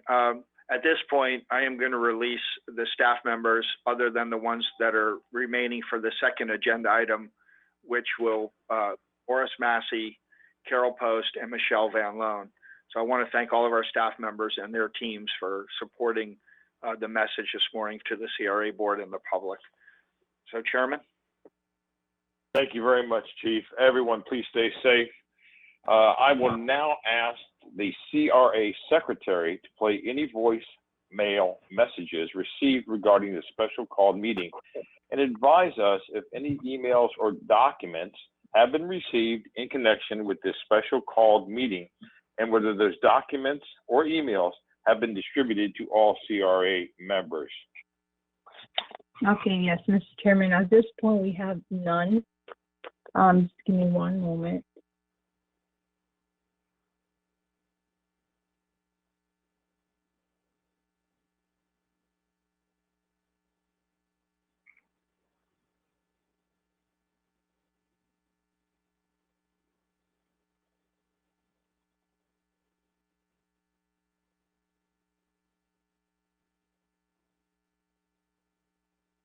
Good morning, Chair Citro. This is Suleen Lucas, Deputy City Clerk. We have not received any public comments via email nor voicemail messages to be played this morning. I thank you. And these emails or voicemail messages were to be received as of yesterday, April 8th at 9 a.m.? That is correct. Okay, I thank you, Ms. Suling, very, very much. Now You're the welcome. second item, thank you. Now the second item on our agenda is discussion of a possible loan or grant program for small businesses in the community redevelopment areas impacted by the COVID-19 emergency. No formal action will be taken on this matter today by the CRA board, but after the presentation of this proposed program, each board member will be given an opportunity to ask questions and to make statements regarding this item. I would now like to introduce Ms. Carol Post in the city's administration for development and economic opportunity to discuss the proposed program generally, followed by Ms. Michelle Van Loan, the city's CRA director, to discuss this program as it relates to the city's CRAs. Ms. Post. Good morning, everyone. Nice to speak with you all again. The essentials that we have here, and I can add a bit more detail after Michelle and Morris provide their presentations, but like many jurisdictions around the country, the city of Tampa is very interested to provide support for its community, the individuals and the businesses in the community that are suffering from the results of COVID and the shutdown and stay at home. The implications of this are far spread, as you have already been discussing. And we feel that it is part of the mission of government to be a backstop, to be a support, and to be able to provide support and assistance, particularly to its neediest constituents when they encounter challenges such as we're facing. So we'd like to discuss with the CRA board how they could participate in this effort. But let me first turn over to begin with to Michelle, who can provide kind of a macro view of what we are looking for in terms of the discussion with this group. Thank you. Thank you, Ms. Post. Ms. Michelle. Good morning, Chair Citro, our CRA board members, and our CRA community and public listening in. Michelle Van Loan, Community Redevelopment Department. As we referenced last week at some of the COVID meetings and in response to some of our CRA board comments, a few weeks ago, our CRA staff and myself started receiving inquiries regarding how the CRAs can assist our businesses in distress. And so our CRA team had started looking and evaluating what our options are to assist our businesses during this crisis. Our CRA staff then had been working with our CRA attorney, Morris Massey, so that we could understand our options under state statute 163. We've been looking at what the other communities around the state have been doing and talking to the FRA legal team to make sure that we all understood to what degree we would be able to assist our businesses. At that time, our CRA staff started to develop a framework for a potential grant program to bring to the CRA board once we started having CRA board meetings again. One of our challenges was, how do we aid our businesses at most risk? How do we identify those businesses? How do we handle comprehensive outreach to make sure we are meeting and reaching all those businesses? And most importantly, how do we make it equitable so that, again, we are reaching out to our businesses that are at most risk of not surviving this crisis? We also needed reasonable criteria. As has been publicly said many times throughout the past several months at CRA board, making the criteria and the eligibility requirements something straightforward that do not act as barriers to our businesses applying has to be a criteria of our program. So some of the goals that we included as we tried to develop a framework and to come up with solutions were how to maintain the integrity of the CRA funds and balances. How do we reduce the potential for businesses shuttering their doors permanently and then resulting in an increase in our vacant storefronts, and again, creating a back 2 steps in the efforts and improvements we've made for our CRA communities. And then lastly, how do we establish a program that's even manageable by our CRA staff of 8 and serve our potentially large number of businesses that are in all of our 8 CRA communities? Last week, while our CRA staff was on this track, we were brought into the discussion with the city track that Carol Post and Osea Wynn, along with the mayor's staff, have been working on. And as we started talking together about the city's efforts and the CRA efforts, we realized that we were mostly in alignment, that we were facing some of the same challenges that I just outlined, and our staff greatly appreciated the potential for trying to piggyback off of the city program that, again, would move the implementation from 8 CRA staff members to the entire city employee base, and also their nonprofit partnerships. We also are in alignment to try and address the CRA business weeds without unduly burdensome paperwork requirements, as I mentioned, and also how do we ensure that our businesses within our CRAs are eligible for the program and can apply. So that's basically the approach, what we're trying to do, why we are now in discussions with the city's efforts. And to the last point that I had made about the integrity of the CRA funds. Our CRA policy for more than 10 years has been to ignore our interest money that develops in our funds.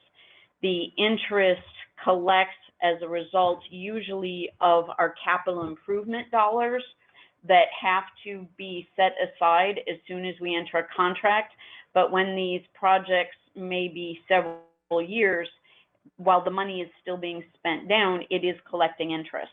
One example in East Tampa is when we built the 22nd Street improvements and the roundabout. That was a 3-phase program, but all the money had to be what we call encumbered right at the beginning of that program. And so $5 million worth of funding sat in funds over 4 years and developed interest. That interest, again, we have tried to, as a policy, ignore that interest has sat there because we consider that money our rainy day fund for our most dire situations, only to be used as a last resort. And I do believe we have now come to a point that we have reached a dire situation that may call for using this interest. As I've been discussing this issue with our staff and the CRA managers, I have been likening this crisis to if we had a hurricane. If we could visibly see damage to all of our businesses that would physically prevent them from doing their business and conducting business and paying their employees, then all of us would be instantly scrambling to do whatever we could to help our businesses. Well, the physical structures have not been physically wiped out or damaged. The result of what the coronavirus and Safer at Home and our business interactions and that lack of social interactions to be able to conduct business has had basically the same effect. Our businesses are not physically able to conduct their business anymore, even if the physical structures are intact. So what we have been looking at and what I would be proposing is that if the CRA board at a future meeting did decide to participate in some sort of business grants within our CRA boundaries, that we would use only the CRA interest that's sitting in the account to help fund that. By using the interest, we can ensure that no projects or initiatives that are either already in play, are being discussed or worked on at the community level in our CRAs and subcommittees, none of those initiatives would be adversely affected. All current projects could move forward as planned. And at our March 12th CRA board meeting, I gave you the balances of our current rollovers and all of our funds that we talked about could be used for affordable housing and other initiatives.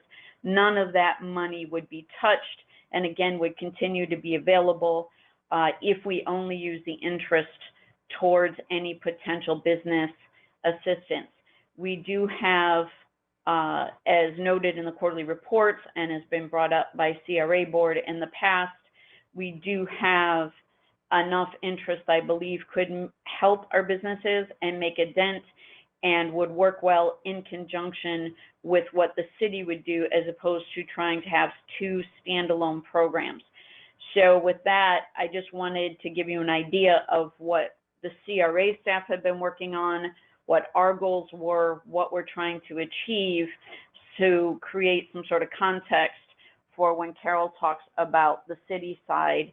So with that, I would like to turn it over to Morris if he has any comments, and then to Carol to talk about what the mayor's staff, Ms. Post and Ms. Nguyen and all of their staff have been working on to help address the larger community and where our opportunities to align ourselves together between the two programs are. Thank you. Thank you, Michelle. Mr. Massey. Morris Massey, CRA Council. Thank you, Michelle, for that explanation. I did want to give the CRA board a brief overview of how we think this fits legally into the framework of the CRA. Typically, as you know, business grant programs are something that the CRA typically does not do. But in this case, we do think that it is consistent with Chapter 163. And let me walk through kind of the general legal limitations on the use of CRA funds. Typically, the four limitations are really the use must be consistent with the state CRA statute. It must be consistent with the approved CRA plan. It must be consistent with the approved CRA budget. And finally, that must be used within the CR area, community redevelopment area that generated those funds. The state CRA statute allows the use of CRA funds on the undertaking of community redevelopment and related activities and services within the community redevelopment area or areas. Community redevelopment includes activities or projects to eliminate or prevent slum and blight. The statute defines slum areas as areas that have conditions conducive to disease, poverty, or crime. It also defines blighted areas as areas with unsafe conditions and or falling lease rates or higher vacancy rates. And while the CRA statute focuses primarily on the construction of affordable housing, acquisition, disposition of real estate, and physical infrastructure improvements in order to remedy slum and blight conditions, it also recognizes special programs and services can also be utilized to address slum and blight conditions like community policing within the CRA. In this case, COVID-19 is a disease-related event, and it's leading to at least the temporary closure of many small businesses because of the safer at home orders to address the event.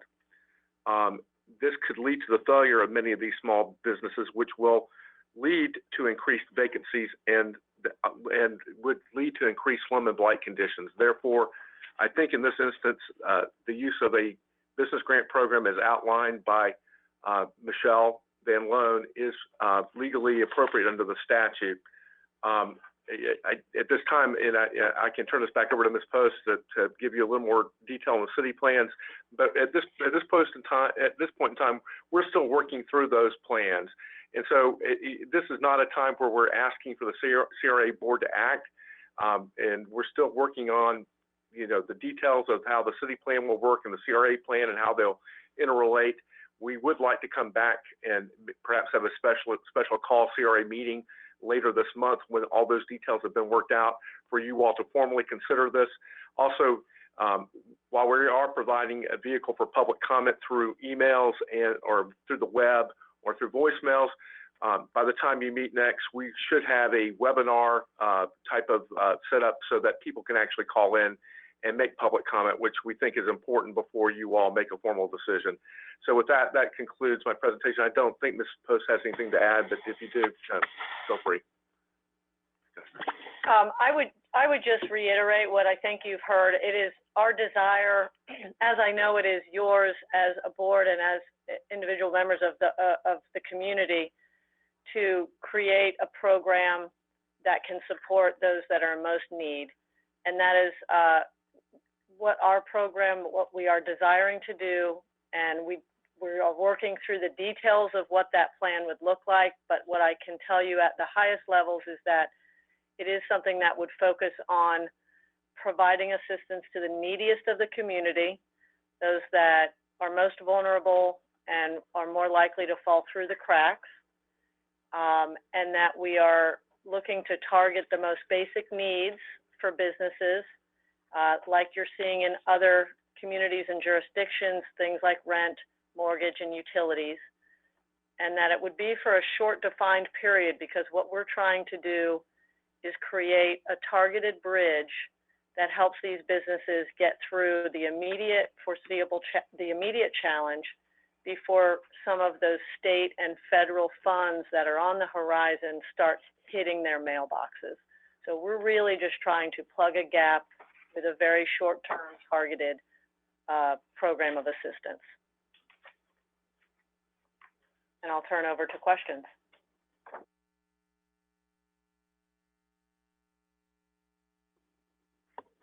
Chairman Citro, I think we're turning it back to you. This concludes the presentation.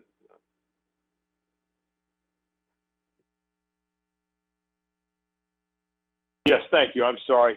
The phone went on the fritz for a second.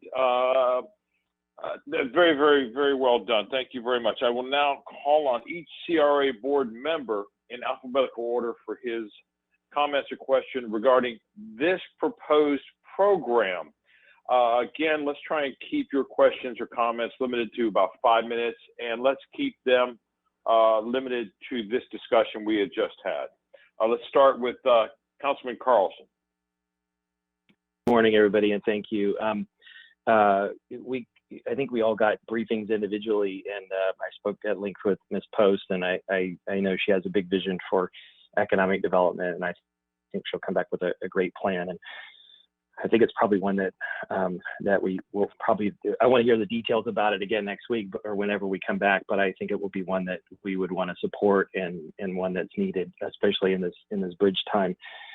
My concern, I have a couple concerns, but one is about the legal interpretation. And you all may remember 6 or 8 months ago, I suggested the idea of, instead of facade grants, spending money on something like this. And the legal opinion we got at the time was that we couldn't do it. And St. Pete's legal interpretation has been a little bit more liberal than ours on the ability to offer services and help businesses. I spoke at length with Ms. Zellman and Ms. Morris about this, and so we don't have to cover it again here. But I just have some concerns. If it now meets the legal definition, then it should have back then. And so if we think it does, then I think we ought to readdress that issue in a few months to see if we can look at helping businesses. And if it doesn't, then there could be some kind of legal challenge to it. So I think we need to, as a city, we need to figure out what the backup plan would be if it is legally challenged. And then the other thing, which I mentioned to Ms. Van Loan, we've talked about doing strategic planning for our CRAs. And I think that this also brings up another issue, that we need to figure out what our specific goals are. And I think our goals need to tie up to whatever Ms. Post comes up with for the city overall. You all know I presented the Tampa scorecard, which shows that Tampa didn't do very well economically compared to our peers over the last 10 years. Even though it was a boom time, we did okay. We didn't do as well as our peers said, or our the cities that we want to compare ourselves to. And so there's some underlying economic issues that we have to address. And this, for example, I don't think is an idea that came from the CACs. The CACs are supposed to be advisory. I think they're going to get feedback from the CACs, but somehow we as a board need to come up with what our guidelines are, what our guardrails are, what our areas that we think in which the money should be spent that would be most effective. And I think taking Ms. Van Loan and Ms. Post's advice on how does it build up to a larger goal. Like I'm on the board of an education foundation, and one of the things that we sponsor is scholarships for at-risk kids. But the interim goal is how many scholarships do we get? But the ultimate goal is what's our graduation rate, and are we able to keep kids in school? And I think whatever we do needs to build up to some kind of economic measures, and we can work with MOAS and USF on those kind of measures, and I hope predictive analytics. But if helping businesses is a part of it and it's legal, then we need to look at that. But we should look at the other kinds of services that a CRA can and should do, and not necessarily looking at what other cities in Florida are doing, because they might not be doing it well. Some have even been investigated for what they've been doing. Instead, we should look at what is legal, what is a creative idea. We've got an excellent team at the city now in economic development and CRA, and I think we can come up with some great ideas to try to drive the economy forward, not just to fix this temporary problem, but we've got a systemic problem, poverty, homelessness, 50,000 unit housing shortage even before we hit this time. And so we need to address all that. Finally, if there is a rainy day fund using interest money, I think we ought to make that explicit in the budget, and we ought to talk about it, and we ought to, as a board, agree to defer it every year as a rainy day fund. I'm not aware or don't remember that we did that before. Anyway, those are my comments. Thank you all. Thank you, Mr. Carlson. Let's go to Mr. Dingfelder. Thank you, Mr. Chairman. And Michelle and Ms. Post, thank you for your presentations. Michelle, I know you've given this to us in the past. I don't have it handy. Just curious, a couple of questions, but just to start with, just curious how much interest we have in the various funds, specifically the larger, more active CRAs, downtown, East Tampa, West Tampa, et cetera. Could you give me that? And then I have a couple other questions, Mr. Chairman. Thank you. Good morning, Michelle Van Loan again. To give you some of the larger numbers, East Tampa has just over $1 million. Downtown has just over $1 million. Channel District has a little over 700,000. Drew Park has a little over 500,000. West Tampa just passed 100,000. Ybor 1 is about 130,000, and they get smaller from there. Okay. Yeah, that's not insignificant. I didn't recall they were that large, and I'm glad to hear that they are. So we have some real money to work with. I know you're going to make a more detailed presentation down the road, but is there a dollar amount that you're thinking about per business or per small business? To be able to make the money spread around, but have some impact per small business, like $10,000 or $20,000? Carol, did you want to take that answer?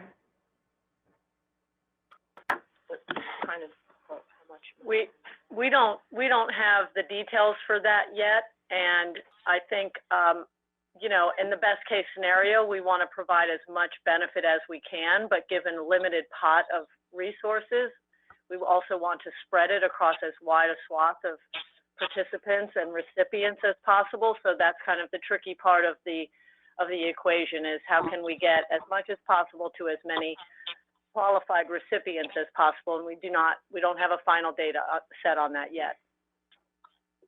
Right. And to give you a sense of volume, just in the CRAs, now these are all total business, this would not be all at-risk businesses, we have over 8,000 business licenses issued within just our CRAs. And even if we eliminate some of the business licenses that are issued for all the extra certain businesses, it's by person, for every attorney, for every accountant, for every PE. So even in reducing it, we would still be looking at a total pool of at least 4,000 to 6,000 businesses, and then defining what is at risk. At some point, how do we help the truly needy who would not make it through this crisis without some assistance? So looking at volume is also something we have to balance. Enough money to make a difference, but not so much money that we can't help enough businesses to make that kind of community impact. Yeah, I mean, and that's where my head has been at in regard to, $1 million is a lot of money, but if you give out $20,000 per small business, that's 50 small businesses. So, and then you can go from there. So I think it's important that we don't get the community's hopes up too much, because we do have limited ability to help in terms of number of businesses and/or dollar amounts. Somebody was trying to chime in. Was that Carol? Yes, thank you, Mr. Dinkfelder. Was that Ms. Post, or was that Ms. Van Loan? Hi, it's Carol Post again. I thank you for those comments that we feel exactly the same way around the desire to make this as beneficial as possible, but managing the reality and managing expectations around that. And one thing to note is that, and I believe Ms. Van Loan referenced that, the desire to partner with the CRAs is as a supplement to other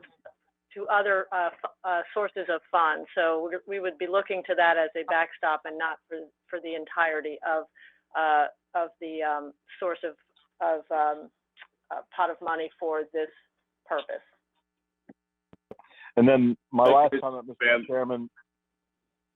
Thank you, Mr. Chairman. My last comment, more than a question, is and I'm sure it's obvious, but I just want to state it anyway, is obviously we care for the small businesses, but we also care for their employees.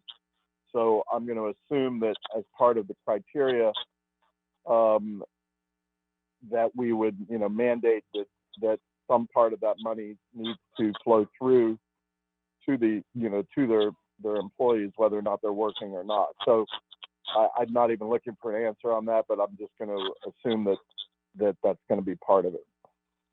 That's all I have, Mr. Chairman. Thank you. Thank you, Carol. Thank you, Michelle. Thank you, Mr. Dingfelder. Mr. Goods.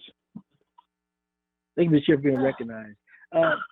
I've been talking to Ms. Van Loan in reference to my position on the small business component here, and I'm adamant that I wouldn't support anything that dealt with a loan. A lot of the mom and pops can't pay back a big time loan, and I look at some of the programs that the federal government have rolled out and read a lot of them, and I don't see a lot of these small mom and pops being able to get any of that money. A lot of those businesses don't have the good financial records, they're not up to date, so they won't qualify at all, and they'll still be in the same financial situation. But I do think the CRA can help. I'm going to send Ms. Van Loan and Ms. Post some ideas that I've written down, but I'm going to share it with the council as it relates right now. I think number one, businesses should make at least should make less than in tier A between $125,000 or less a year, and in tier B $250,000 less. That way you have two different tiers.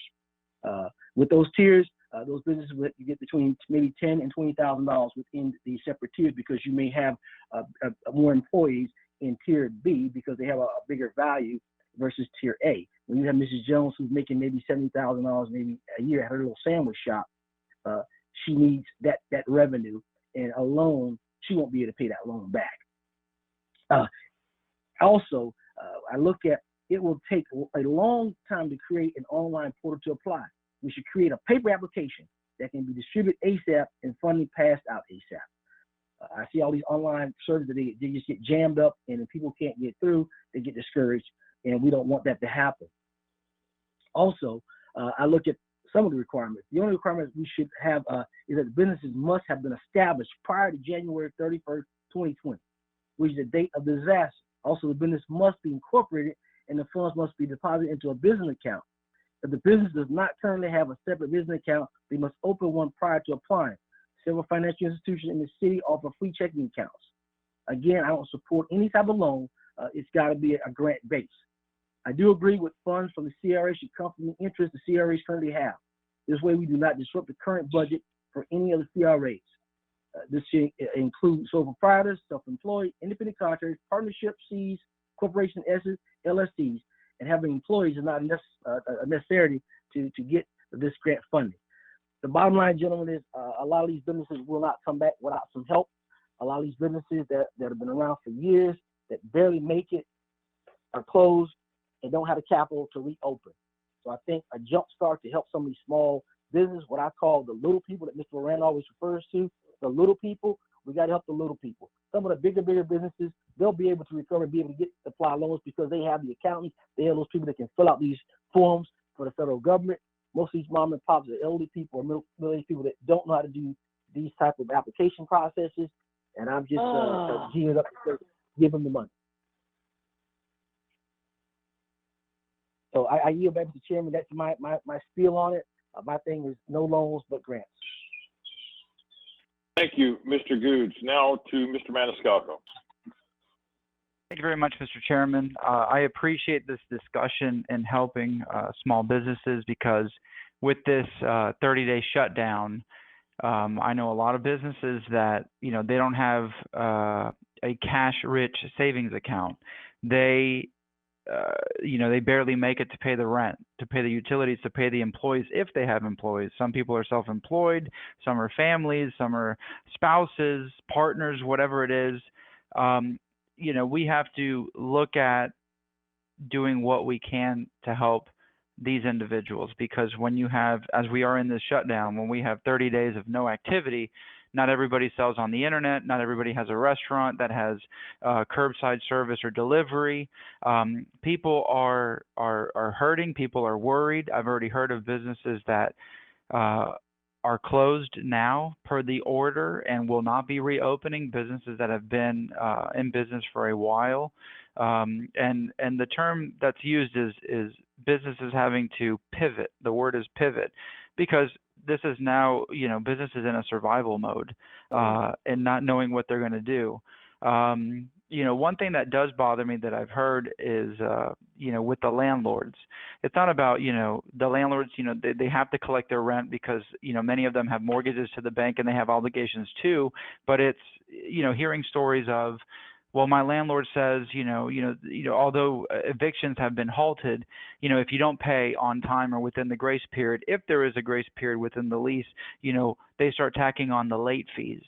And it's not about, I understand the landlords collect the rent to in turn pay the bank or pay the mortgage or whatever they do with that income. But the lack of compassion and understanding that in the stories that I've heard, whereas it's business as usual. Remember, rent is due on the 1st, and if not, late fees start racking up, and seeing the lack of concern and not caring about the situation. People are hurting, people are struggling already to make that rent payment, which many are making that rent payment, but to say, late fees will continue to rack up, should you be late or per day, there's an additional fee. I know this is a little bit off topic, but being that this is recorded and this is public and broadcast, I urge landlords to, and not all of them, because there's a lot of good people, but in some of the stories that I've heard is to show a little bit more compassion considering the situation. This isn't, well, this business is struggling or this tenant is struggling. The whole world is struggling. The entire community is struggling on so many levels. A lot of people, with some landlords, it says, amidst COVID-19 and the difficulties, we encourage you to apply for a small business loan from the SBA, from the disaster fund through the state, whatever. But again, as it has been mentioned, not everybody qualifies. Not everybody has the, you have self-employed individuals. It might be a one-person operation, whatever it is. They may not have the employees in the payroll, whatever, but they have the utilities and rents due.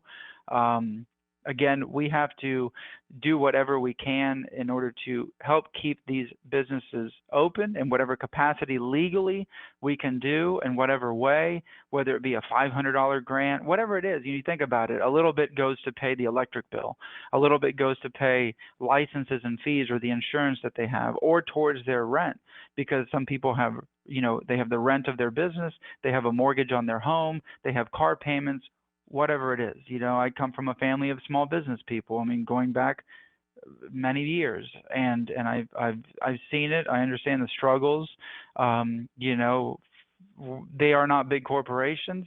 People sacrifice a lot and do what they can and work so hard to make it on their own as sole proprietors, as business owners. I'm glad that we're taking up this discussion. I know St. Petersburg has brought this up in speaking to some council members over there. I think it's the right thing to do because, as I've mentioned earlier in my previous comments, we are all in this together.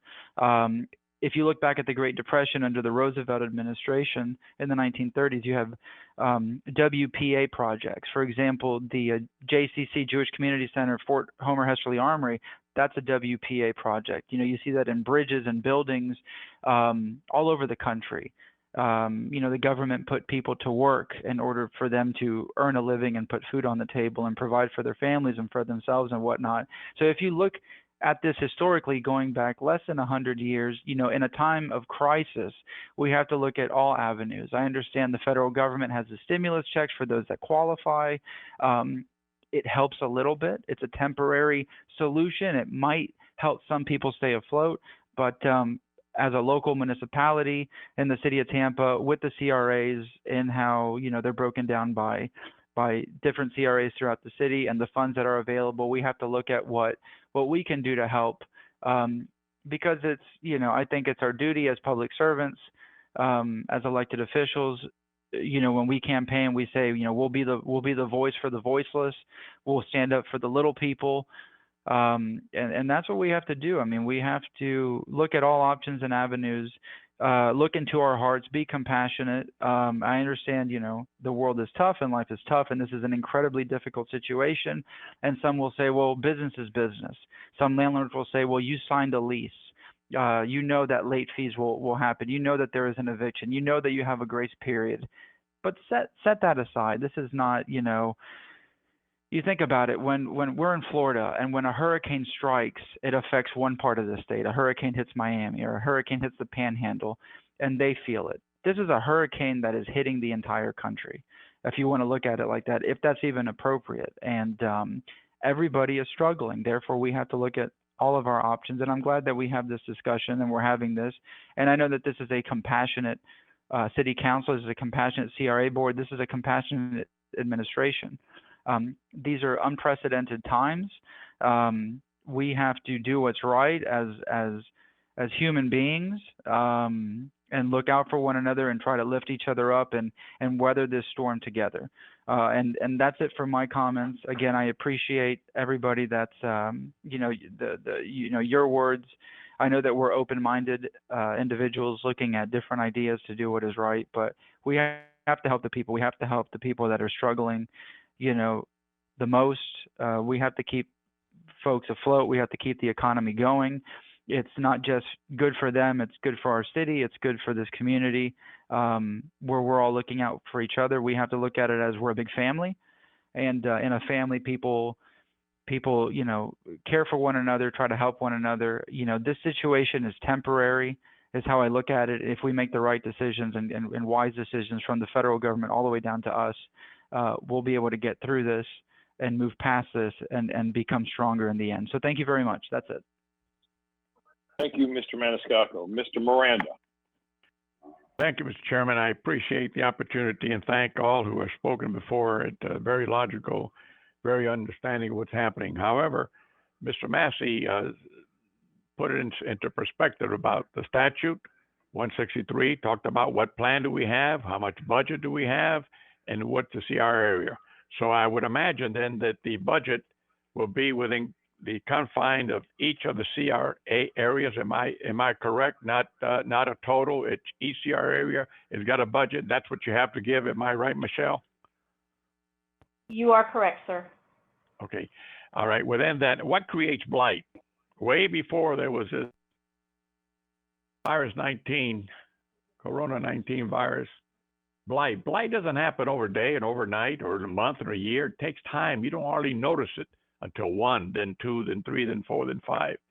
And in the past, whether some of us like it or not, it's been an effective tool that the CRAs have used when you put a certain portion and the property owner puts much more than that portion to fix the facade.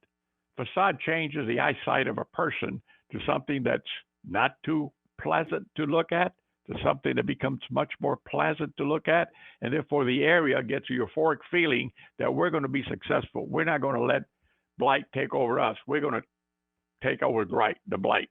And that's why I've always supported that facade grant program, and I always will. And I'm not here to apologize about anything I've done. So let me go about the loans, which is the discussion that we basically talked about here, or the grants, whichever it's going to be. Do we have a plan? No, but we're working on one, I'm sure. The budget was just discussed very quickly by Michelle, and an excellent question by Mr. Dingfelder. And I think that there was 2 or 3 CR areas that had $1 million. Some had 700,000, some had 500,000, some had 100,000, some had very little. So when you look at that, it sounds like a big aggregate number. But when you look at it on what's coming, I don't know how many of the small businesses or any business is going to apply for this. I don't think that just because you're a small business that you're going to be in dire need and the big businesses are not. I'm looking at everybody. And let's take that in perspective. Look at the Outback chain. You think they're happy? No. Look at the Columbia restaurant with 1,400 employees in their chain operation. You think they're happy? Of course not. They're in the same boat as I, as you, as everybody who is maybe has a business, and he is or she is the only one doing that business, that work. He is the employer, he is the employee, and he's got to handle all of it. So those things all have to be taken into consideration to those that are going to draw this plan that we talked about. The budget is set. It's only on the interest that we have collected on that money that Michelle spoke about. And then you look at the CRA area. All of them have, look at, just give you an example what Drew Park looked like 15 years ago. Look at it now. Look at the areas in areas of West Tampa that are coming through. Look at the areas in downtown. Look at the areas significantly improved little by little in East Tampa. Look at the areas that the CRAs are there. However, those CRAs are actually dollars that belong in the general fund.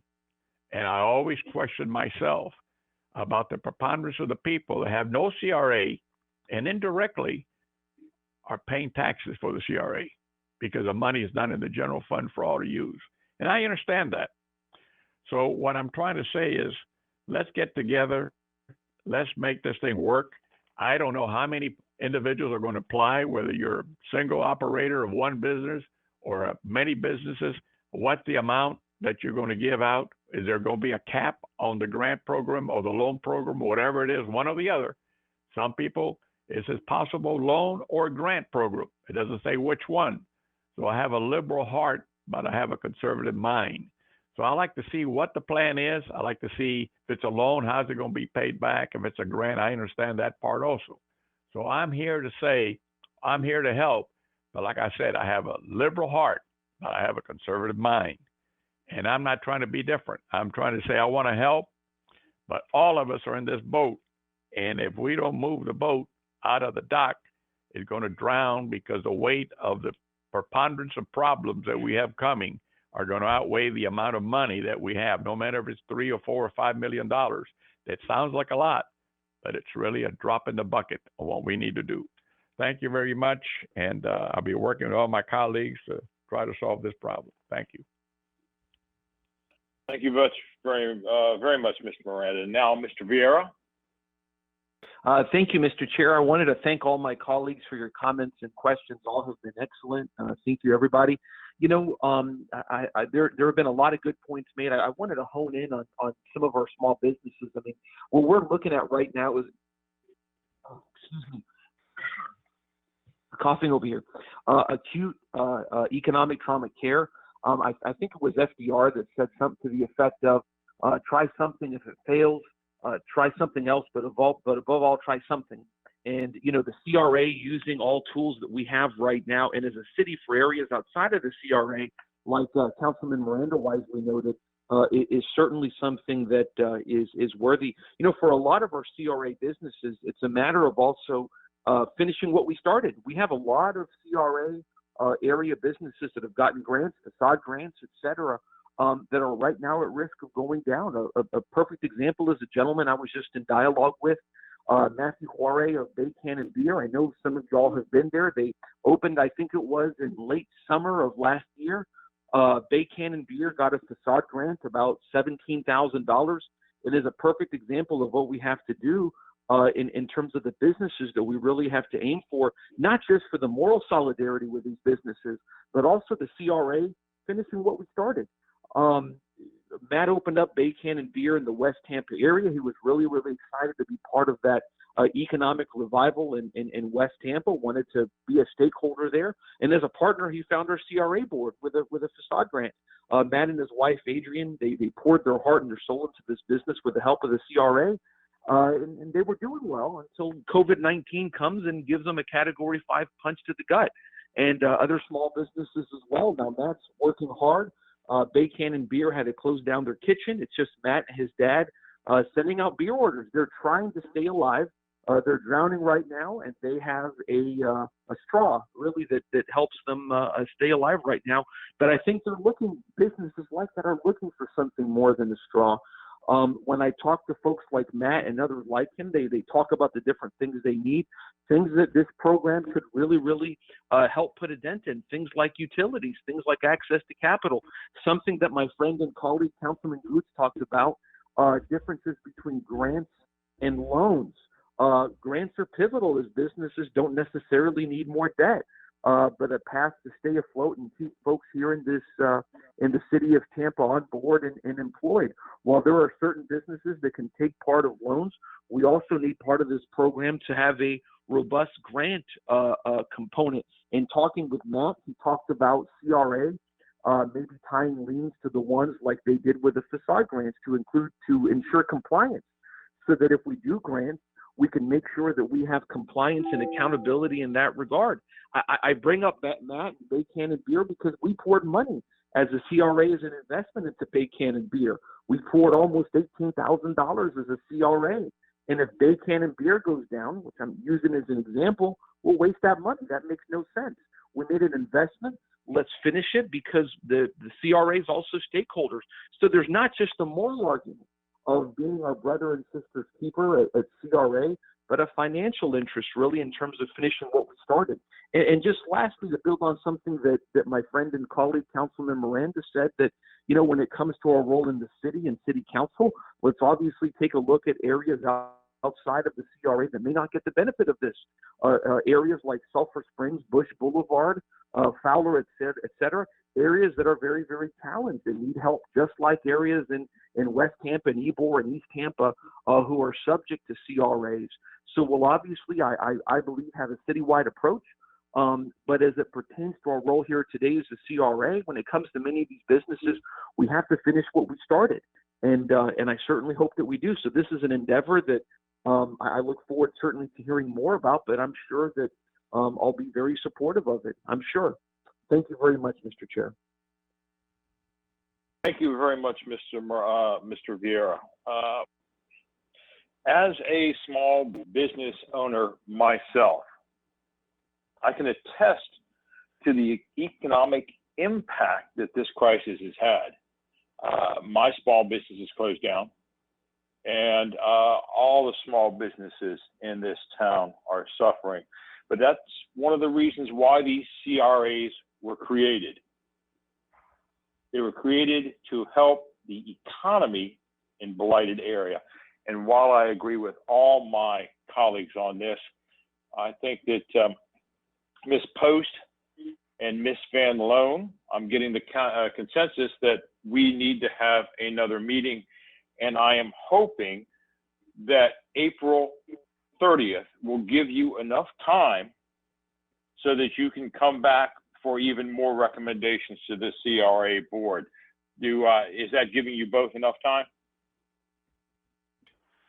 Yes, it's actually maybe too much. I don't know what the window is, if there's an opportunity to connect with this group before that time. One of the aspects of this is to have a real sense of urgency. We're looking to move swiftly. So with your permission, and if the agenda can accommodate, we would come to you at the next possible opportunity. Mr. Chairman, John Dingfelder here. Mr. Dingfelder. I know there's a movement to get us together on the 16th as a regular city council. Maybe we could have a quick piggyback, as a CRA meeting. Just a suggestion. Thank you, Mr. Dingfelder. Duly noted. However, there has been some items brought to my attention. Ms. Post, how about the 23rd? I think that would be great. Thank you. Yeah, the 23rd would be perfect. Appreciate the accommodation. Ms. Post, that's no problem. May I ask Mr. Vieira? You there? Yes, sir, I'm here. Okay, I believe we might be having some sort of meeting with the City Council on the 23rd. Would you mind if we had a CRA meeting immediately following, or giving us a half-hour time in between? And I believe it was the 16th, if memory serves me right. But nevertheless, yeah, without a doubt. I mean, I would. I mean, you're the chair. I would suggest that it be over the phone, as in person as unnecessary. I would think, so long as there's no votes. But just my thoughts. But yeah, I have no objection. All right, thank you very much, Louis.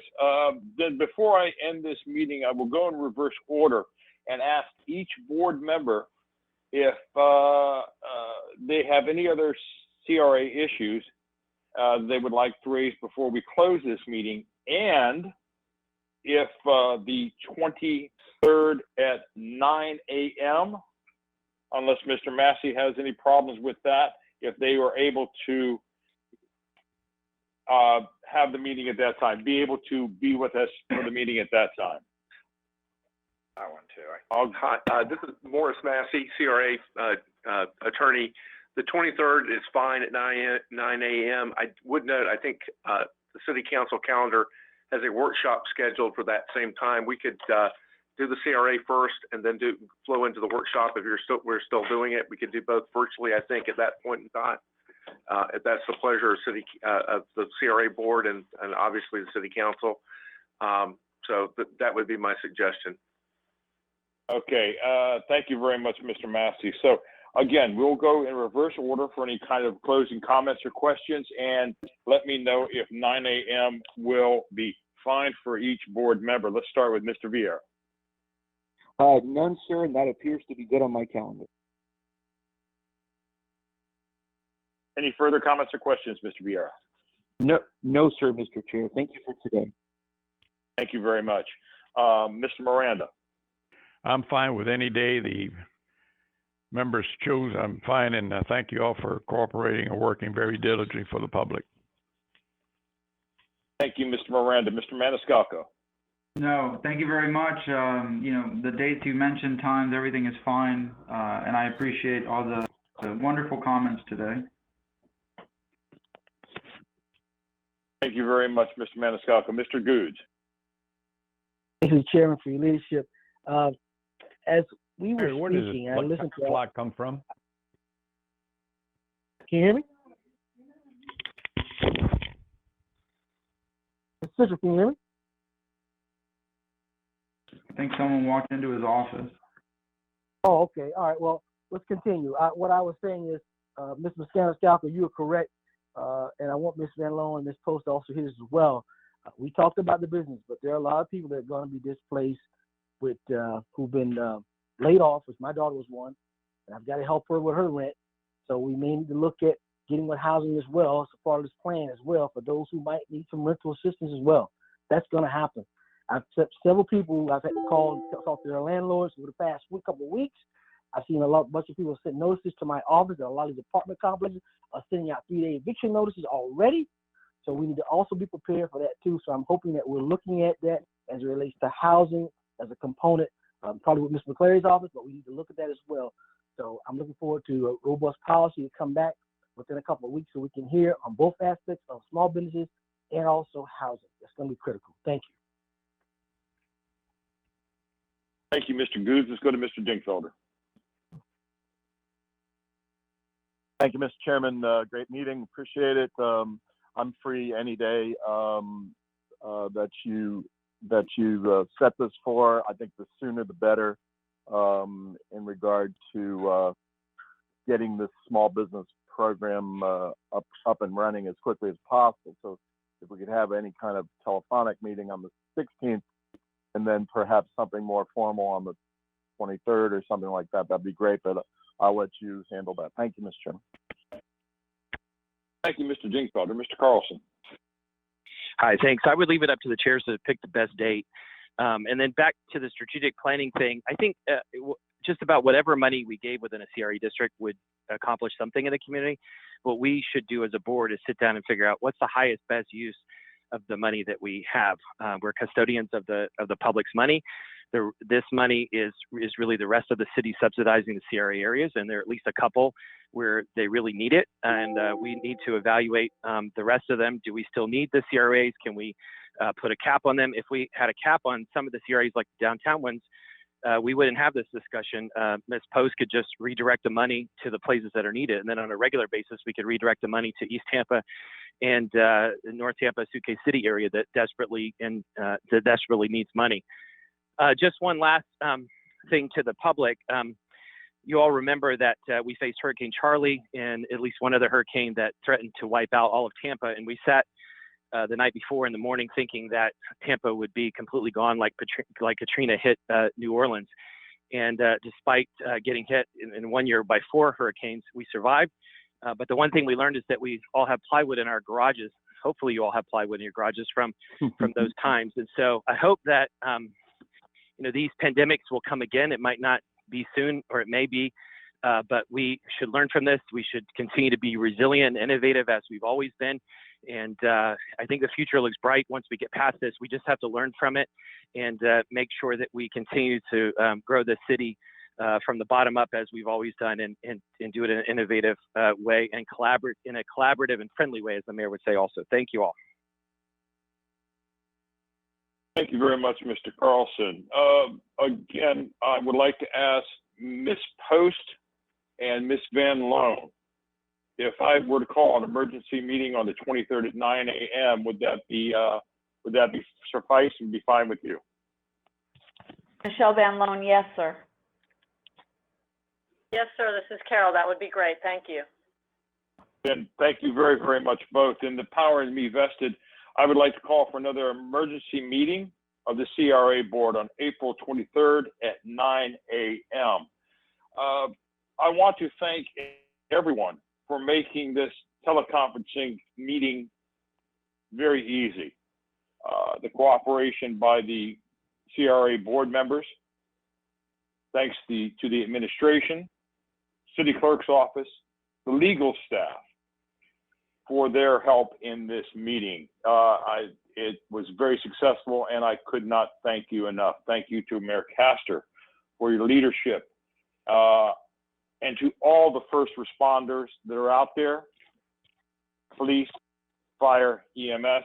I'd also like to thank all the doctors and nurses that are on the front line that are helping everyone, not only in the city of Tampa, Hillsborough County, state of Florida, but across the United States. Thank you for being dedicated.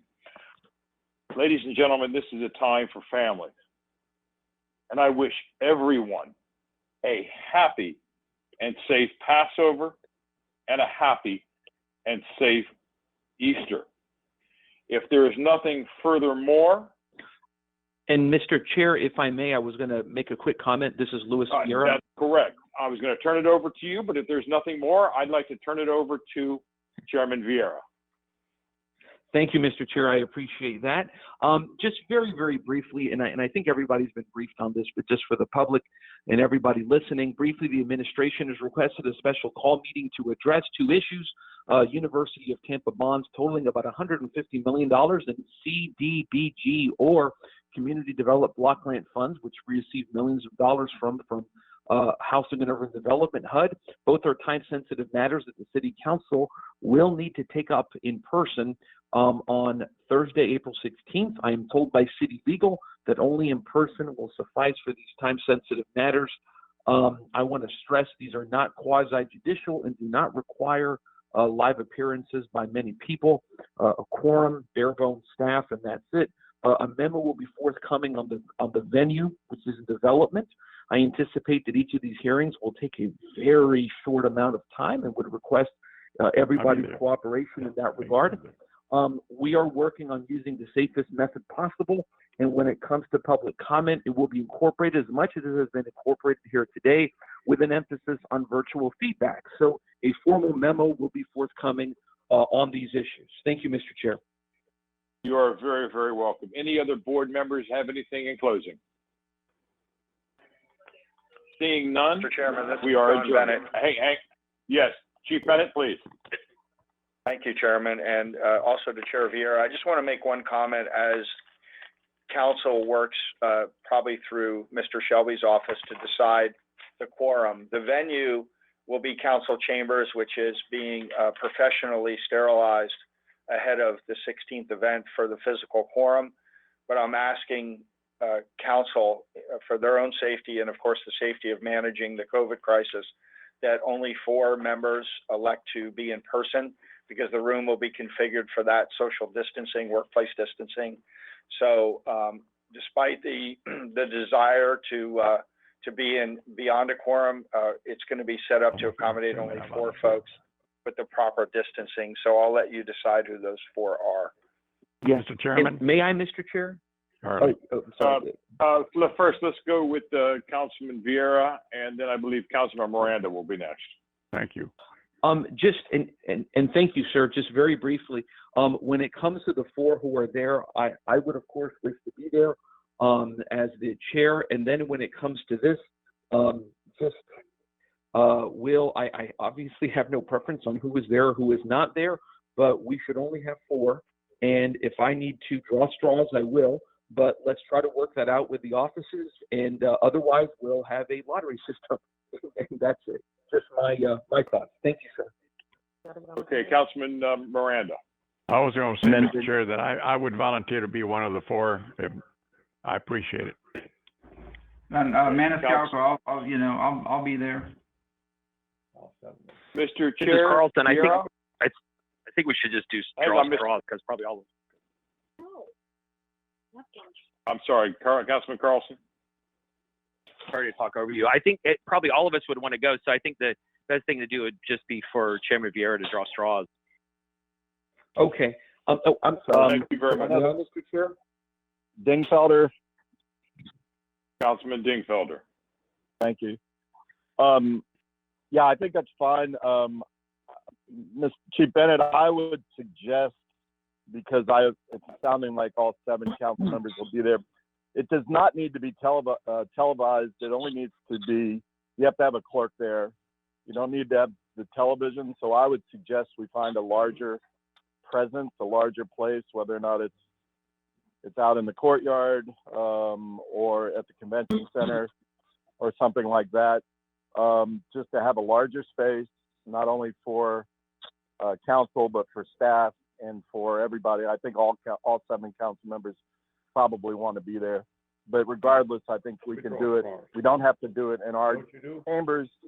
Ms. Grimes and I discussed this the other day, that does not need to be televised. And all we need is a clerk and perhaps a tape recorder. So that would be my suggestion. Again, Mr. Chairman Vieira, this will be on you, but I would suggest a larger space and perhaps, if the weather is good, which is hard to predict, an outdoor space. Okay, may I, Mr. Chair, speak? This is Luis Vieira. Mr. Dingfelder, are you finished? Yes, sir. Thank you. Yes, Mr. Vieira. Thank you very much. Yes, my statement indicated that we were looking at different venues, and I was having some private discussions with staff yesterday, administration yesterday, indicating, because my idea was actually to have it outside, quite frankly, in the largest venue possible. That could not be done, that it has to be televised. So we may be getting what appears to be conflicting information. So I would suggest that I work with the administration offline. Councilman Dingfelder, I share your sentiments 100%, sir. And if we can have it in another place, trust me, I will. So I share your sentiments, sir, and appreciate your remarks. But we may be getting conflicting information, so I want to follow up on that, like I indicated in my statement. Is that it, Mr. Chair Vieira? Yes, sir. For now, yes, sir. Thank you very much. Chairman, as the legislative branch of our government is essential, I would like to let you know that I will be more than welcome to be there in person also. Again, any further comments from any CRA board member? Seeing none, we are adjourned. Thank you all very much. Bye. Thank you.